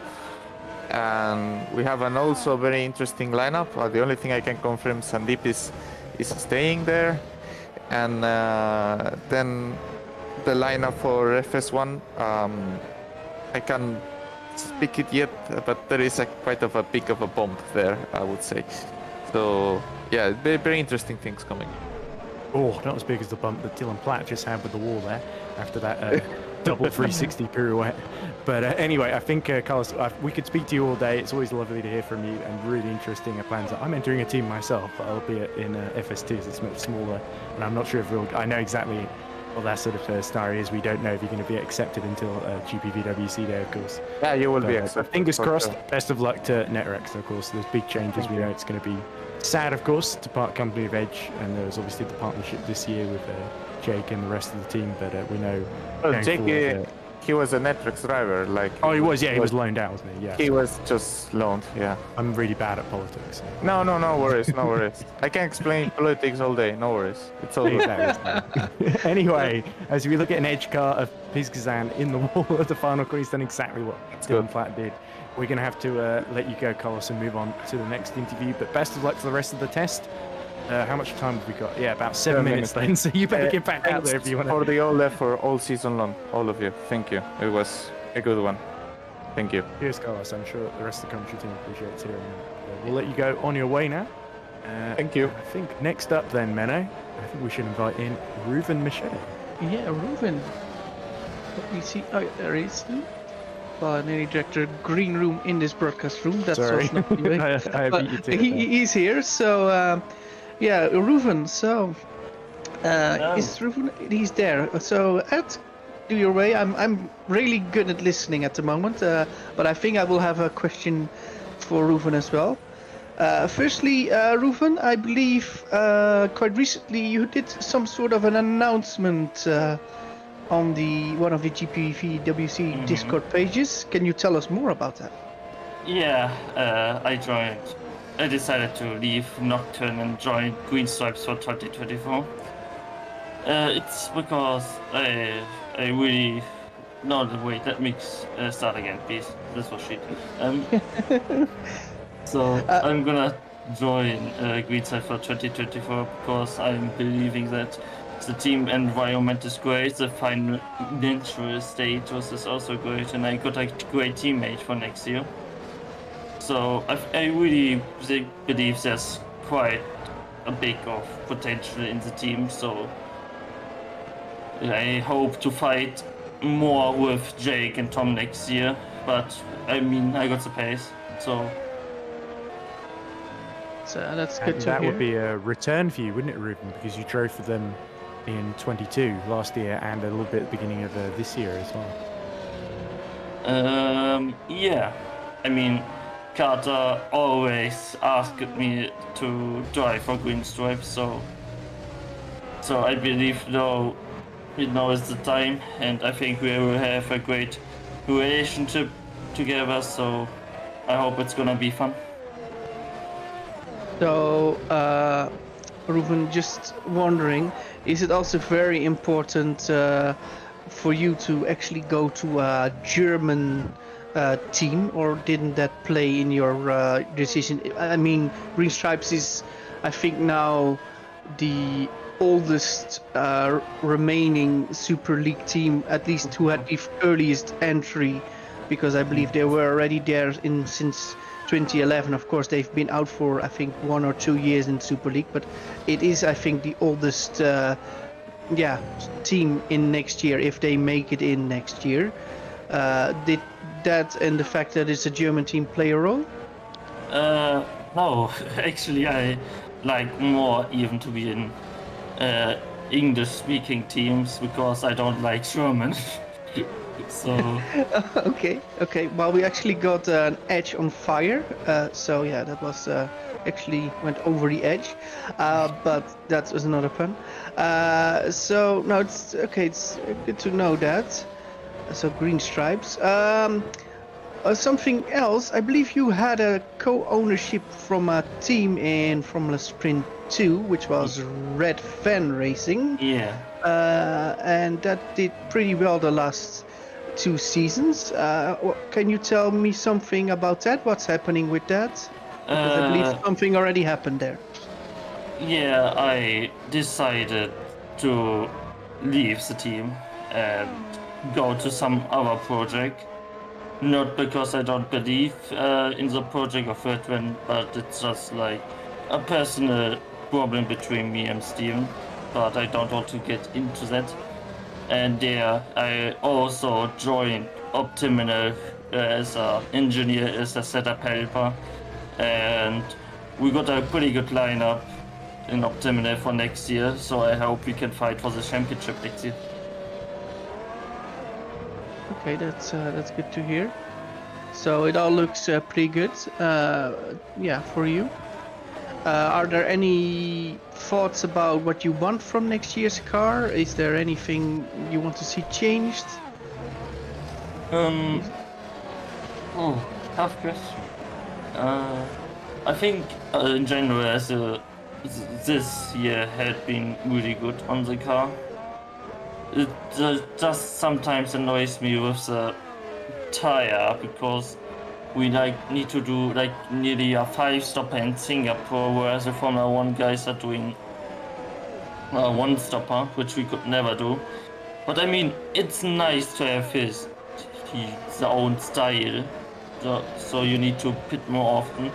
But I think that's not rewarding for the consistent drivers. But yeah, I mean, I would maybe just change the tire. Everything else is good on the mod. That's good to hear. Ed, you've got any more questions?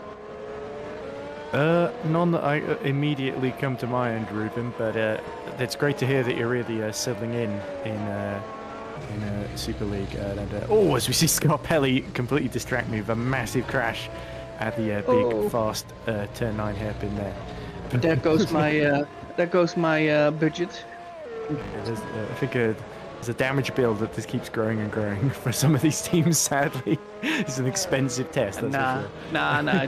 It doesn't cost us anything, luckily. So. To be fair, there's only 90 seconds left, so I think a couple of drivers out there have decided just to have a little bit of fun. Yeah.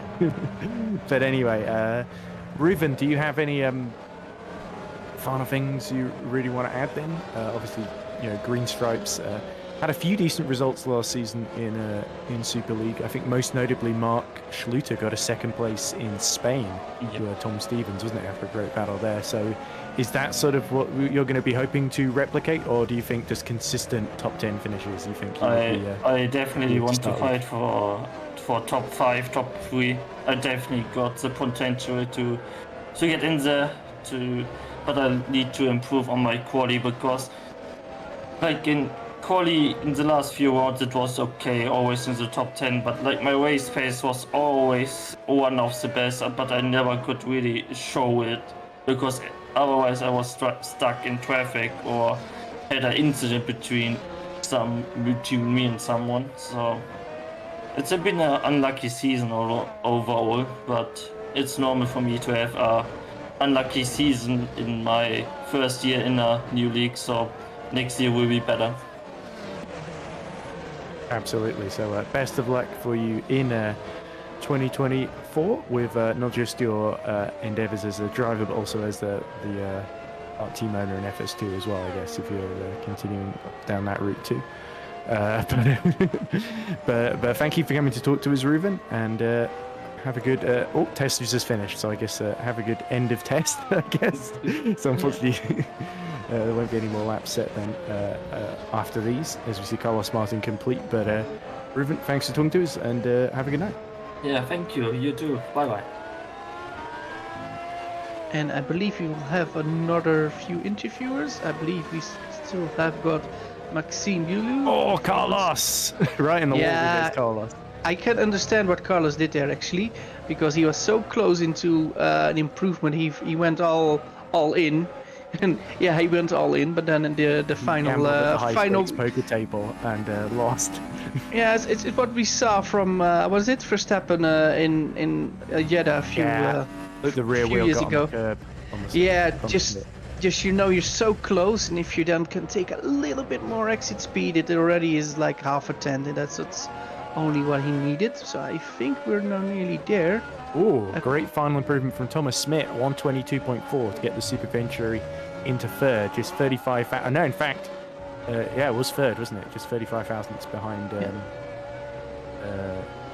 Was it Magio? Was it? Yeah, and Dylan actually was the fastest. So Dylan Platt is the fastest in this young drivers test. The runner-up in Superlights, the man that wants to go to Super League. So that's very good to see. But we still got a few interviewers here. So we've got Maxim here. We're the interviewers. These are the interviewees. But you're right. Yes, let's not right. let Maxime wait any longer, man. No. Let's not do that, because now we've got Maxim here. Then we can of course ask how his season was and how this test was. Because let me think, Maxim was second in the Formula 2 Championship. So Maxim, you're around? Hello. So how was this test for you? 2 hours of I think really fast driving, and I believe you did quite well. How was the car? The car felt great. I absolutely loved it. I want to thank Epic Racing for the opportunity to drive in this young drivers test. But yeah, no, I absolutely love the car. There's a lot of downforce compared to FS2. And I don't know, I just love the downforce. There was a lot of traffic, though. Yeah. So looking back at this season, you finished in runner-up in the Formula Sprint 2. But without a win. How do you look back on this season and the season in a whole? Yeah, I never ended up getting a win. I think Brazil Race 2 was the closest I ever got, but just lost it on the final lap. I think there was a lot of opportunities where I could have won, but FS2 happens. There's a lot of incidents in FS2. So yeah, FS2 happens is the best way I've ever heard anyone talk about it, Maxim. It's a great way of putting it. You can use that in commentary, that's for sure. Thank you. Yeah, no, I felt really good throughout the entire season. My expectation for the season was to finish hopefully a top 5 by the end, but finishing runner-up, that's way over my expectations. Yeah. And that's got to give you... Go on, no. Yeah, sorry. I think we more or less wanted to ask the same, I think, Ed. Maxim, so this season now is done. What's next season going to bring? Can you already tell us something, or is it still a secret? Can you tell us something, or not? I cannot say what I'm gonna do next season. I already know what I'm gonna do, but yeah, I just can't say quite yet. At least, good that you have a plan. So I guess we shall see what it will be. Secrets for are you. good. It's good to be enigmatic sometimes. Keep people guessing. Yeah, exactly. And somebody you certainly told... impressed us. Even though you didn't win in FS2, Maxim, I have to say you did really well to keep the driver's title fight going as long as you did, and had some very, very exceptional. If it wasn't for that dang David Wasserman, you probably would have had a better chance of winning that final race in Brazil. I was gonna say, he gave me damage, which made the car unstable at the end of the race. Every exit, I just had wheel spin. So that's how he got by. But yeah, it is what it is. So Maxime, I heard some rumor that you're actually traveling half the world in a couple of weeks' time. Is that correct, Maxime? Can you tell me something about that? Yes. So I'll be coming to a GPVWC day, and it'll be my first time in Europe. That's I go to GPV days nearly all the time since I think 2014 now, and I think it's very special to hear that somebody's from another continent, from a whole other place is thinking about let's do this, let's travel to another part of the world, meet people who I race with, which I compete with. And it's a lot of respect that you want to do that, and let's make sure at least for you is something you will not forget. Europe, and GPV Day, so that will be fine. I just wanted to mention it. So yeah, Ed, you've got some other questions? No, it's great. I'm actually going to GPVWC Day for the first time, but I live in the UK, so it's not as big of a journey for me as it is for Maxime. So yeah, certainly you've blown any kind of achievement I could have claimed, which was very little, out of the water. But yeah, I'm really excited to see what you do next season, and obviously the optimal team, I think definitely be ones to watch as well, depending on whether you stick with them or not next season. So even if it's driving with them, competing against them, I think that's going to be exciting to see how they get on. A lot of ifs in that sentence. I've already announced that I'm not going to be driving for optimal in F15. Okay, well, anyway, good riddance Yeah. then, I guess. But their lineup is looking really good for next season. I just can't say what it is yet. They must be trying to fill the hole left by you. But I'm sure they will do. They will give it their best shot. Oh, they will. Well, Anyway, yeah. we're out of questions really, so thanks for talking to us, Maxim. It's always lovely to talk to you, and lovely to watch you on track as well. And congratulations on, I believe, setting the 9th fastest time then in the on-track this time. Thank you. So that was Maxime, and I think with this, well, we actually see people playing a bit of tag with the Super League cars, which is debatable. I think we're close to the end of the Super League test.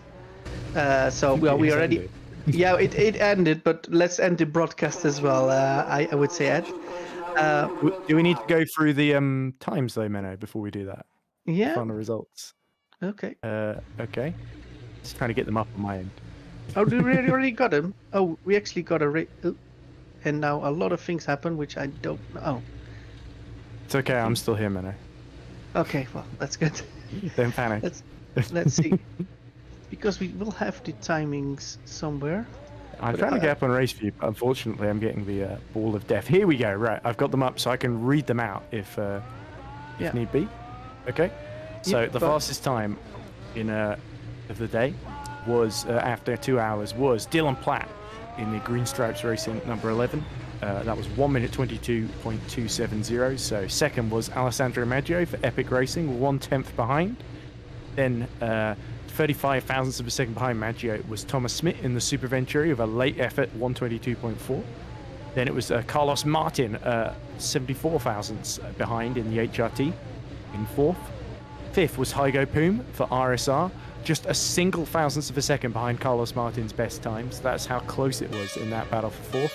Chris Butcher was sixth for THR, just under 2/10 down on Hygo Poom.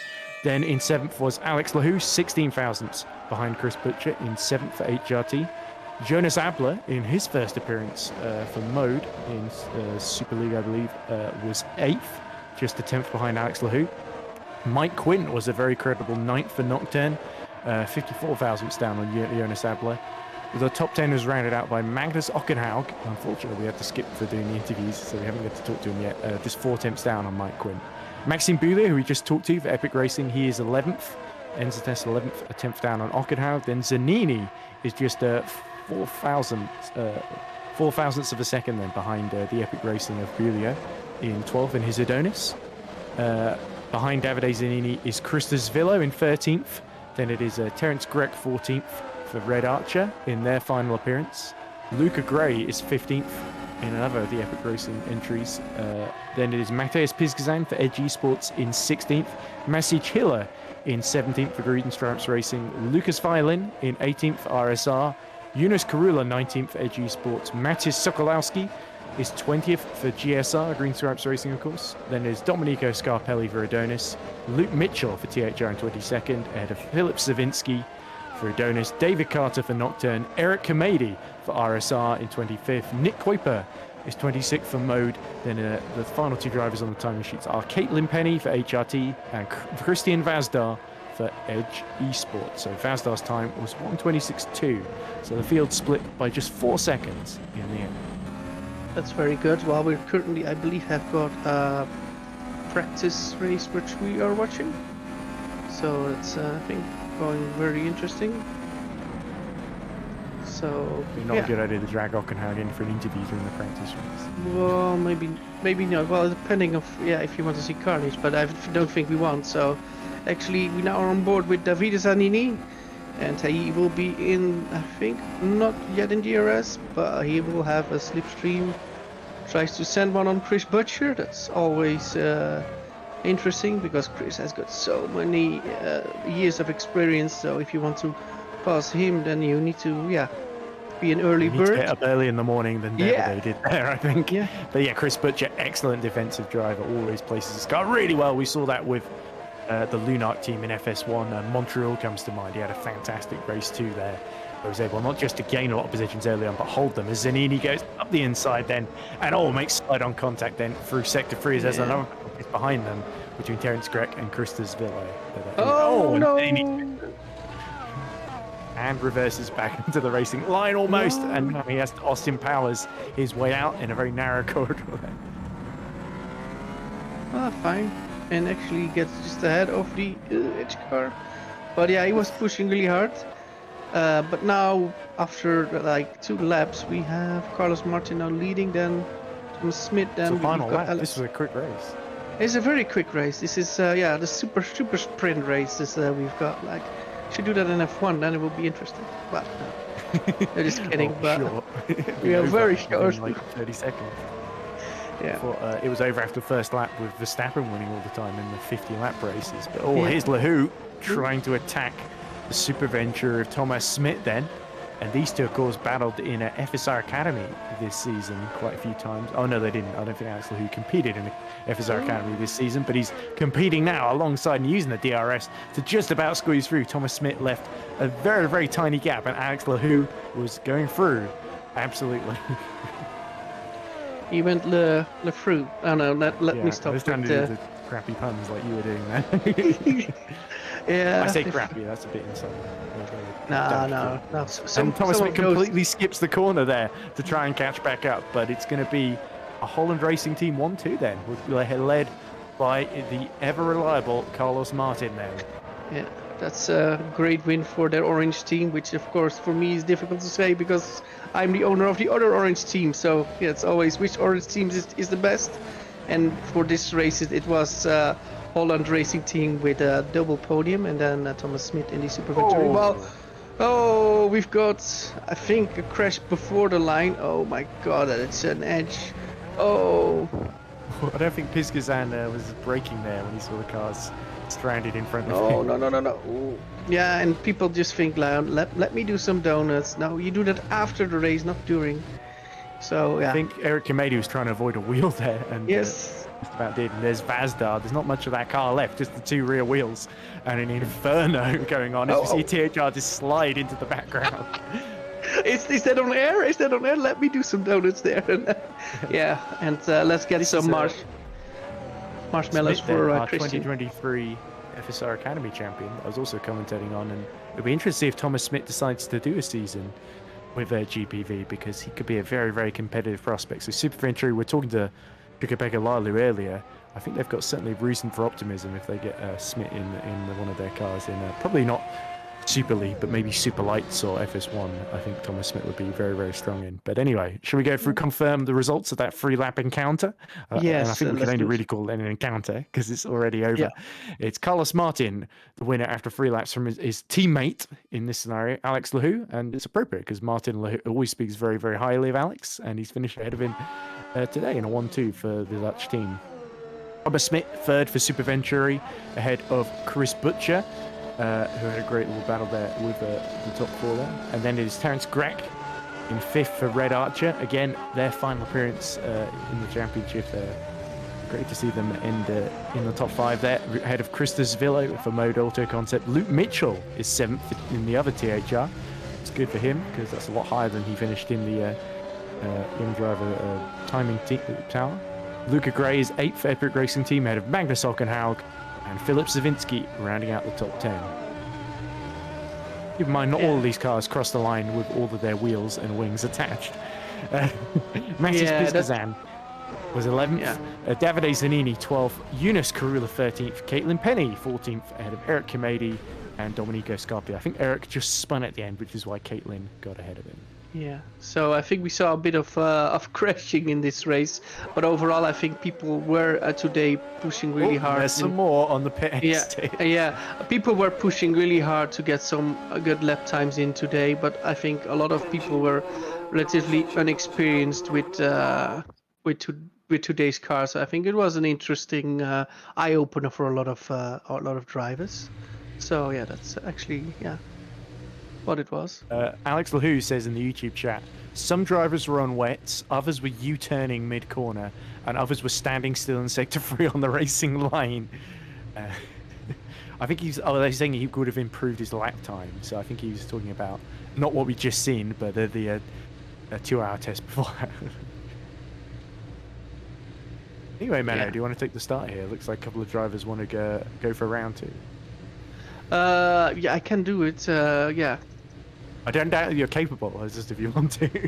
Yeah, should I go full the Vito Falsecchi? Like, oh, in the Tortue, no! You don't know. I think I'm the one that goes, oh, all the time. So. Yeah, let me look what happens with the start. I can go like a bit like enthusiastic. And the main question is, will we have everybody starting? Well, looks like Vazdar's on pole then from Scarelli. Oh, interesting. Interesting. There we go. 1 light, 2 lights, 3 lights, 4 lights, 5 lights. And we are go, go, go. And who's got the best start is a good start from Vazdar. And Vazdar leads going into turn 1 and he still leads. Oh, Eric Kennedy on the outside. Oh, and there goes the 8 on his car. Goes for the lead. No, not quite. And there goes Eric Kennedy.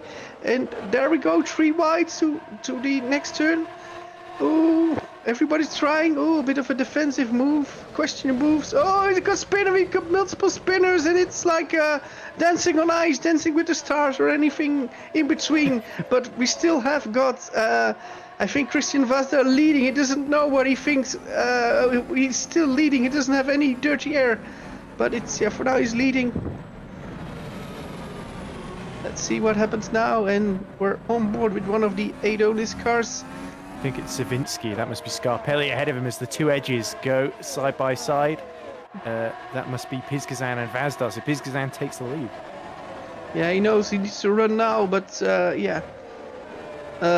It's still, yeah, both the edges now, but what will happen behind there? Because Christian Vazdar, yeah, wants to, of course, stay in P2, can he? And I think he spins, oh!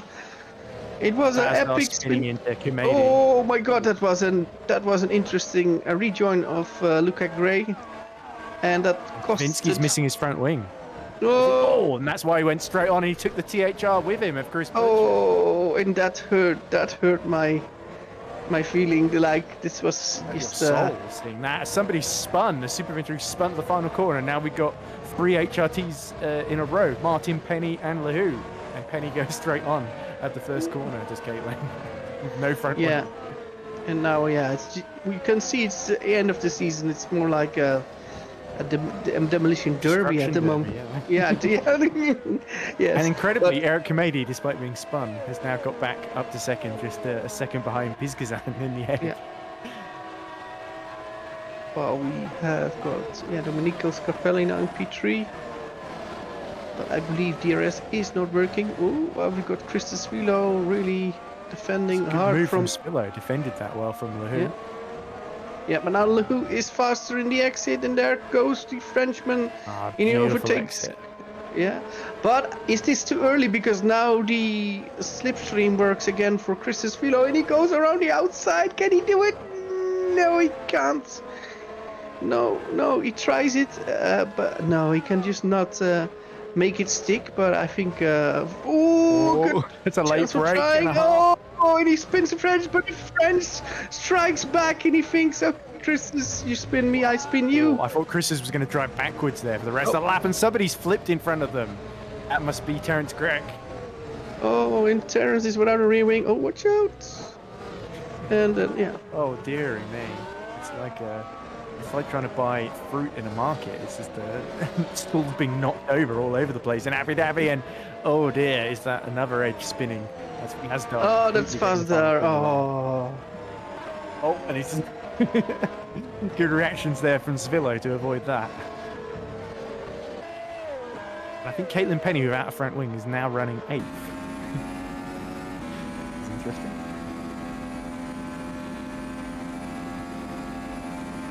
So final lap then. Looks like Piskazan is going to hold on from Komedi. But a big battle for second though, as you look at Thomas Smith going very, very slowly indeed. So Komedi's got to hold off Scarelli and Gray on this final lap, and the two of them have both got DRS. Close enough for either of them though. Oh, Luca Gray has a huge, huge snap there. And another one for good measure. He knows we're watching now. So he's just going to let the rear get all bitey on him. But anyway, Matus Piskazan has only got a few corners to go then. And he's going to... Oh, he's got some Super Venturi to lap first. That's Thomas Smith out of the way. And Matus Piskazan is going to win the second of our 3-lap encounters then. Svillo just gets back in front of Caitlyn Penny, and Matus Piskazan does 2 360s as he crosses the line ahead of Eric Komedi in the RSR and Luca Gray. Epic racing. Yeah, that looked like a very cool 360. Neither Svillo nor Penny have front wings to work with here, so they're both wounded warriors. Penny understeering like a truck through the final couple of corners, taps the wall and gets right up into the back of Svillo in the mode auto concept, but it's not going to be enough unless Svillo has a horrible exit here. He still does, but it's not enough to lose the position. Caitlyn Penny is just denied, and wham, over he goes. Yeah, and then you hope your rival doesn't have a direct drive, otherwise it's Fazdar and Ockenhout with no wings to speak of. It's like watching a Formula Ford festival here. And I think that, Formula 4, that's what I thought. But I think having no wings might be even better than having at least one wing lost, but I'm not sure. Because, Oh, well, we've got Magnus. It still spins, but slightly less. Yeah, well, Take us through the finishing order, Menno. So it's Matus Piskazan in first position, then it's Eric Komedi in second position, Luca Gray in third position, Dominico Scarelli in fourth, Alex Lahu in P5, Luke Mitchell in P6, Christos Frilo in P7, and then Caitlyn Penny in P8, and then we've got Magnus Ockenhout in P9, and for the rest, I think the rest didn't finish, so or finished the lap down.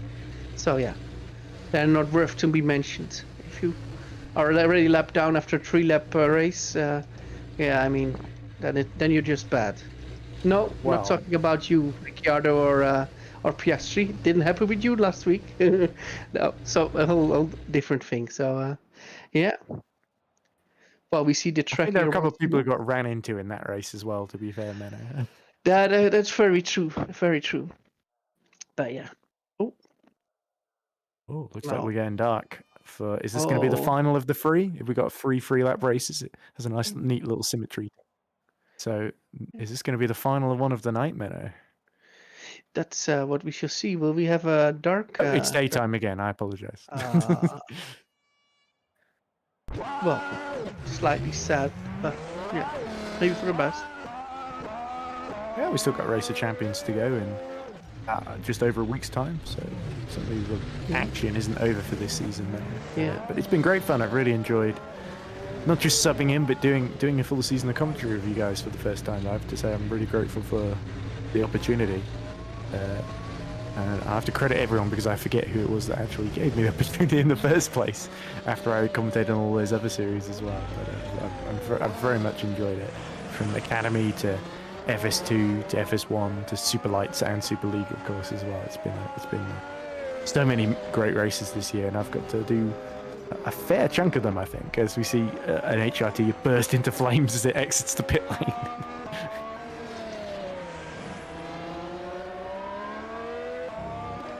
So we have got one more race, and then we say goodbye to the 2023 Super League car, and let's see what we get next year.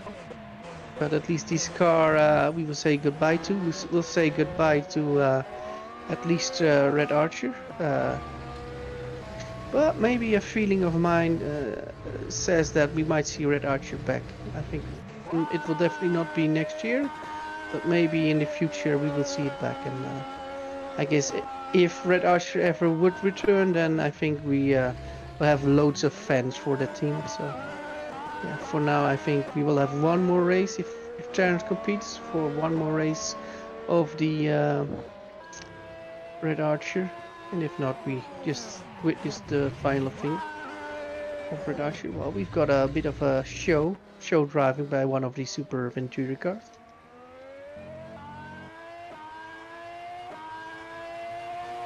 Yeah, I think I certainly concur with you there, Menno. Terence Greg, of course, ending Red Archer's testing, 14th fastest time and getting it, like I said, top 5 in the first of our 3 little free-lap encounters.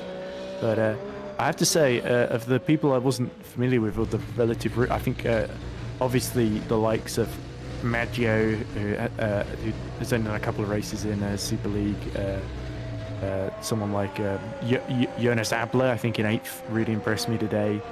Magus Ockenhout has ran out top 10 for Super Venture. There are a lot of big surprises today in the timing sheets, and I think just everyone is just great to talk to. Obviously, everyone doing their own programs, some towards the back, not necessarily going for the fastest times, but going for more consistent runs. So we can't read too much into, like as usual in testing, as we see, it is raining at Yas Marina in the middle of the desert. Who would have thought, Yeah, well, I mean, having a lot of fun, and there's a lot of cars out there with dry tires in the rain. What are they saying? Like it will be raining there one day a year or something?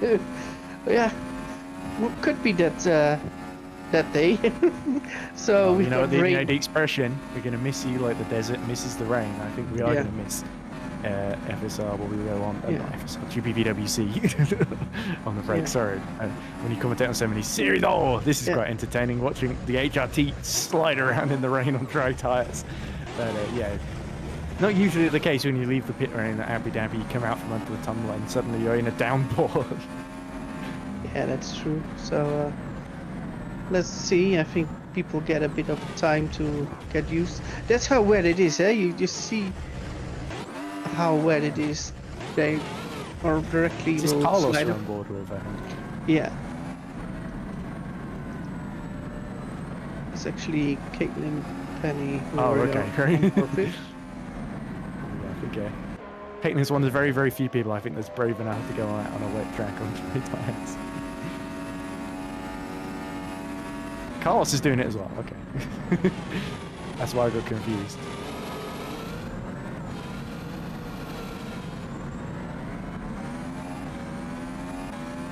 I guess because there's been a change in conditions, they're going to let the drivers do a 5-minute warm-up. Nope, that's it.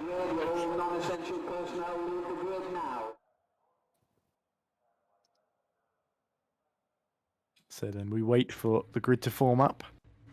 The rain continues to fall down, except not anymore, because it stopped. So it was literally just for that warm-up and the random weather generator. No, it is still raining. It is still raining. Everyone's got time to switch over to the Inters. It did stop very briefly on race view, which is why I got confused, but it's just switching over. So everyone is going to, pretty much everyone apart from 1 or 2 are going to go on the intermediate tyre. That's brave from Matus Pisgazan. Looks like he's going to try and brave it out on dries. Yeah, that will work maybe fine until he's at the braking zone. So let's see. Quite a few going for dries then. Light should be coming on once the grid populates then. But, is there a gentleman agreement going on for all of them to run dries? Because Carlos is the only one that's on Inters. Yeah, but who's the one that doesn't do the gentleman agreement? Let's see. What's the orange tyre?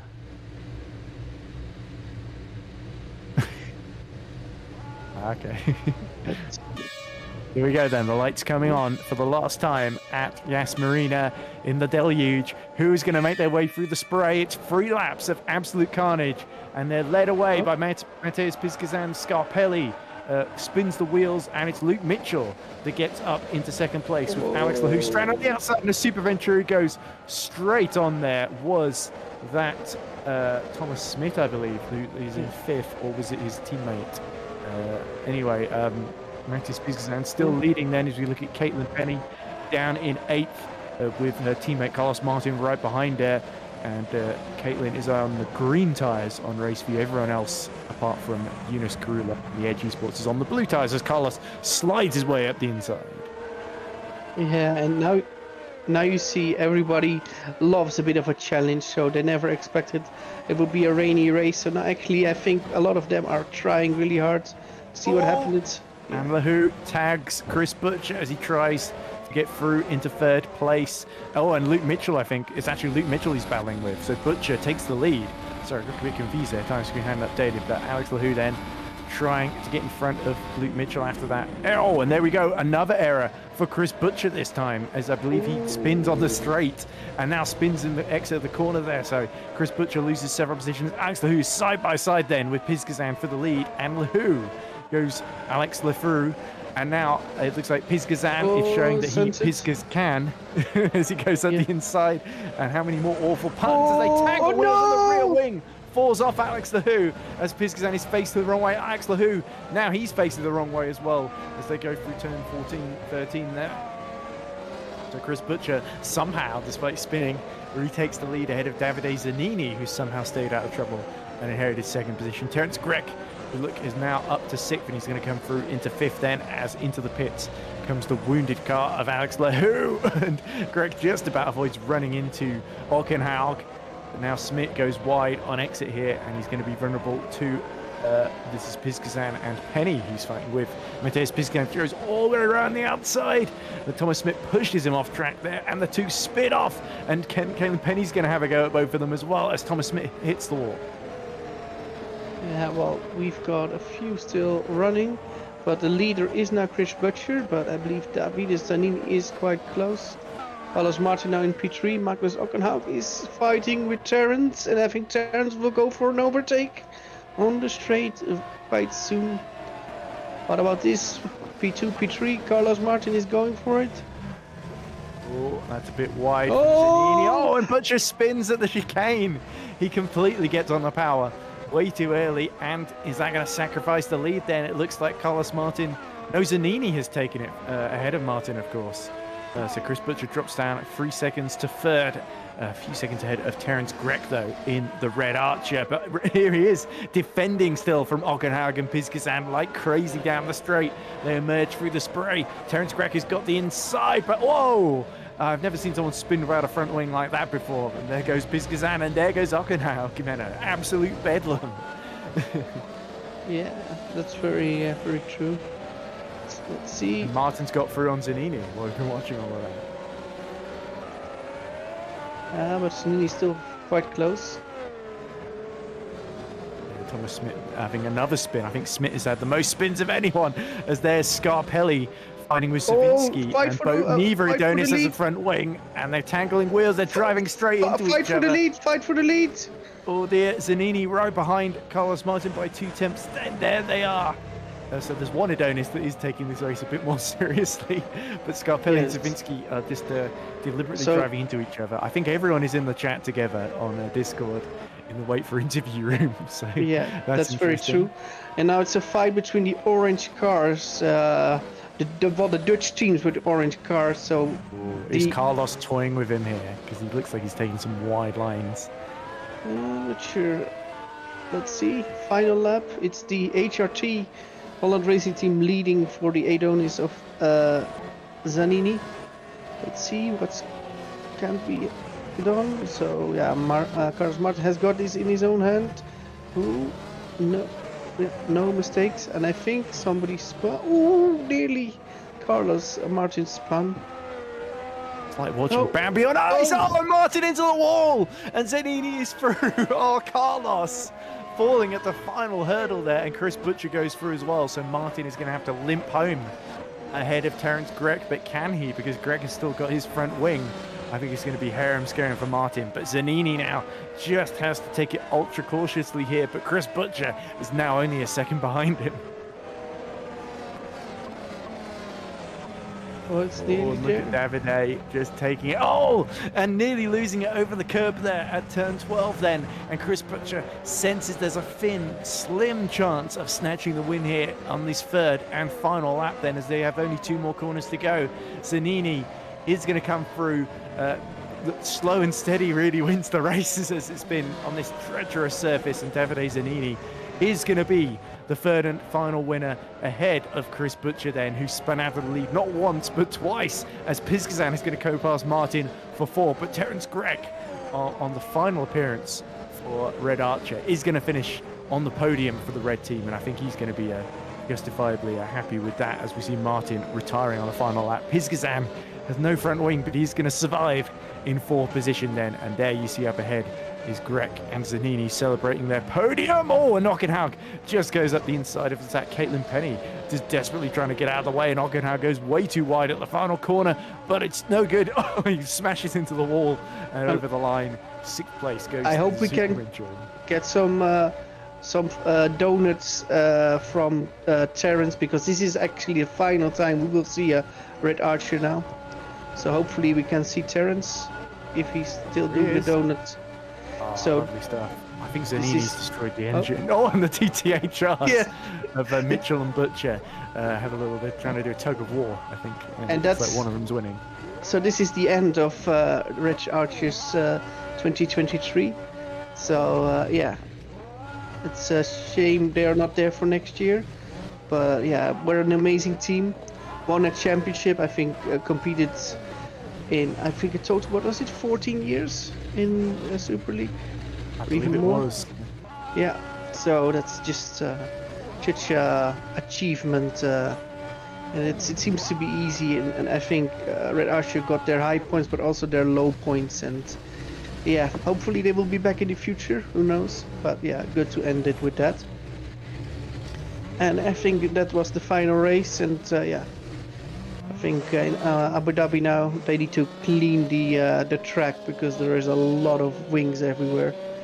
It's like yeah, Demolition Derby is not close what we saw here. So I think this was carnage. So yeah, interesting end of the season. Anything to add, Ed or Vincent? Interesting stats for Red Archer, by the way. 14 seasons, 1 title, 243 races, 10 wins, 41 podiums, 9 poles, 4 fastest laps, 2,514 points, and 332 points finishes. That's the record that Red Archer ends with. But in terms of this race, it's Adonis that take the gong, with Davide Zanini winning the 3rd and certainly the wettest of our 3-lap encounters. So Zanini the Rainmaster rather than Zanini the Panini, I guess, is going to be his nickname. Chris Butcher narrowly misses out despite a valiant effort. A couple of spins costing the THR driver. Terence Gregg ends Red Archer's career with a podium. And that is lovely to see, even if it is in a very wet encounter at Abu Dhabi. And those are the only 3, I think, that kept their front wings on, with Matus Pizgazan in 4th for AG Sports out of Luke Mitchell. Then it is Carlos Martin retiring on the final lap, but he will be technically classified 6th, I guess. And then we have Magnus Ockenhaug for Super Venturi, also in 6th, but it's technically 7th. Caitlyn Penny in what is technically 8th. Alex Lahu in what is technically 9th. And that's the final finisher, with Thomas Smith and I believe 3 or 4 others retiring. And they, of course, are Christian Vazdar, Philip Savinsky, Dominico Scarelli, and Yunus Karula. I think Vazdar and Savinsky didn't... Oh, they did cover the full distance. I'm sorry. So technically they are 8th and 9th, which is not confusing at all. So typically, the most chaotic race has a chaotic finishing order where everyone is out of sequence. Yeah, so not difficult at all. Well, it is. But yeah, should we say? So the end of the young drivers tests has approached. So It's not approached, it's here. It's over. it's here. It's over. No. Okay, well, we've got one more event, and that's next week. So let's see what happens there. I think we'll have some drama there, Ed. I think GPV is great racing, but also some drama. I mean, a soap series is nothing what we sometimes see on track. So yeah, let's see what next week will bring us. So yeah. Yeah, if last year's final in the Race of Champions was anything to go by, with what was it, Jake Danahan and Jan Grankvis going right down to the wire in the NASCARs, and Danahan just narrowly winning by a couple of thousandths of a second, I think, in the end. Like, I thought I called Grankvist as was winning it, and then I got corrected, I think, by you, Menno, almost immediately because I misread the timing screen. Yeah, that was that's an insane finish, and that's I how- hope we see something just as close next week. Is yeah. it 14th, 13th, and 14th, isn't it? 15th and 16th. There we go. I got completely wrong dates. But I do believe if we've got a lot of signups, we might have a qualifying session on the 14th. But yeah, we should have a broadcast for at least the Wednesday and the Thursday, so should be fine. Yeah, that's I think everything I actually wanted to add. So yeah, that I think for me that was it. Yep, so it was Dylan Platt that set the fastest time here in our 2 hours of testing. We hope you've enjoyed the show. We hope you enjoyed watching all of our single-seater action at GPV this season. My thanks to you, Menno, and all the other commentators, of course. It would take far too long to name them, but of course, Caitlyn, Ryan, Toby, all the rest, really. And of course, Yusuf, who I think let me do FS1 and fill in for him for the rest of the season. So I owe Yusuf a little bit for that one as well. Thanks to Vincent for keeping us company and correcting all our mistakes during the broadcast, not just today, but throughout the whole season. I think Vincent's done a great job. And thanks to you, of course, for watching all our teams and drivers for putting on such a fantastic show all year long. And after the Race of Champions, I think they're due a break over Christmas. But certainly tune in to see if Jake Danahan, having won the Super League title, is going to follow up with a second Race of Champions victory. My name is Menno Hunter. Thank you for watching your own driver test at Abu Dhabi.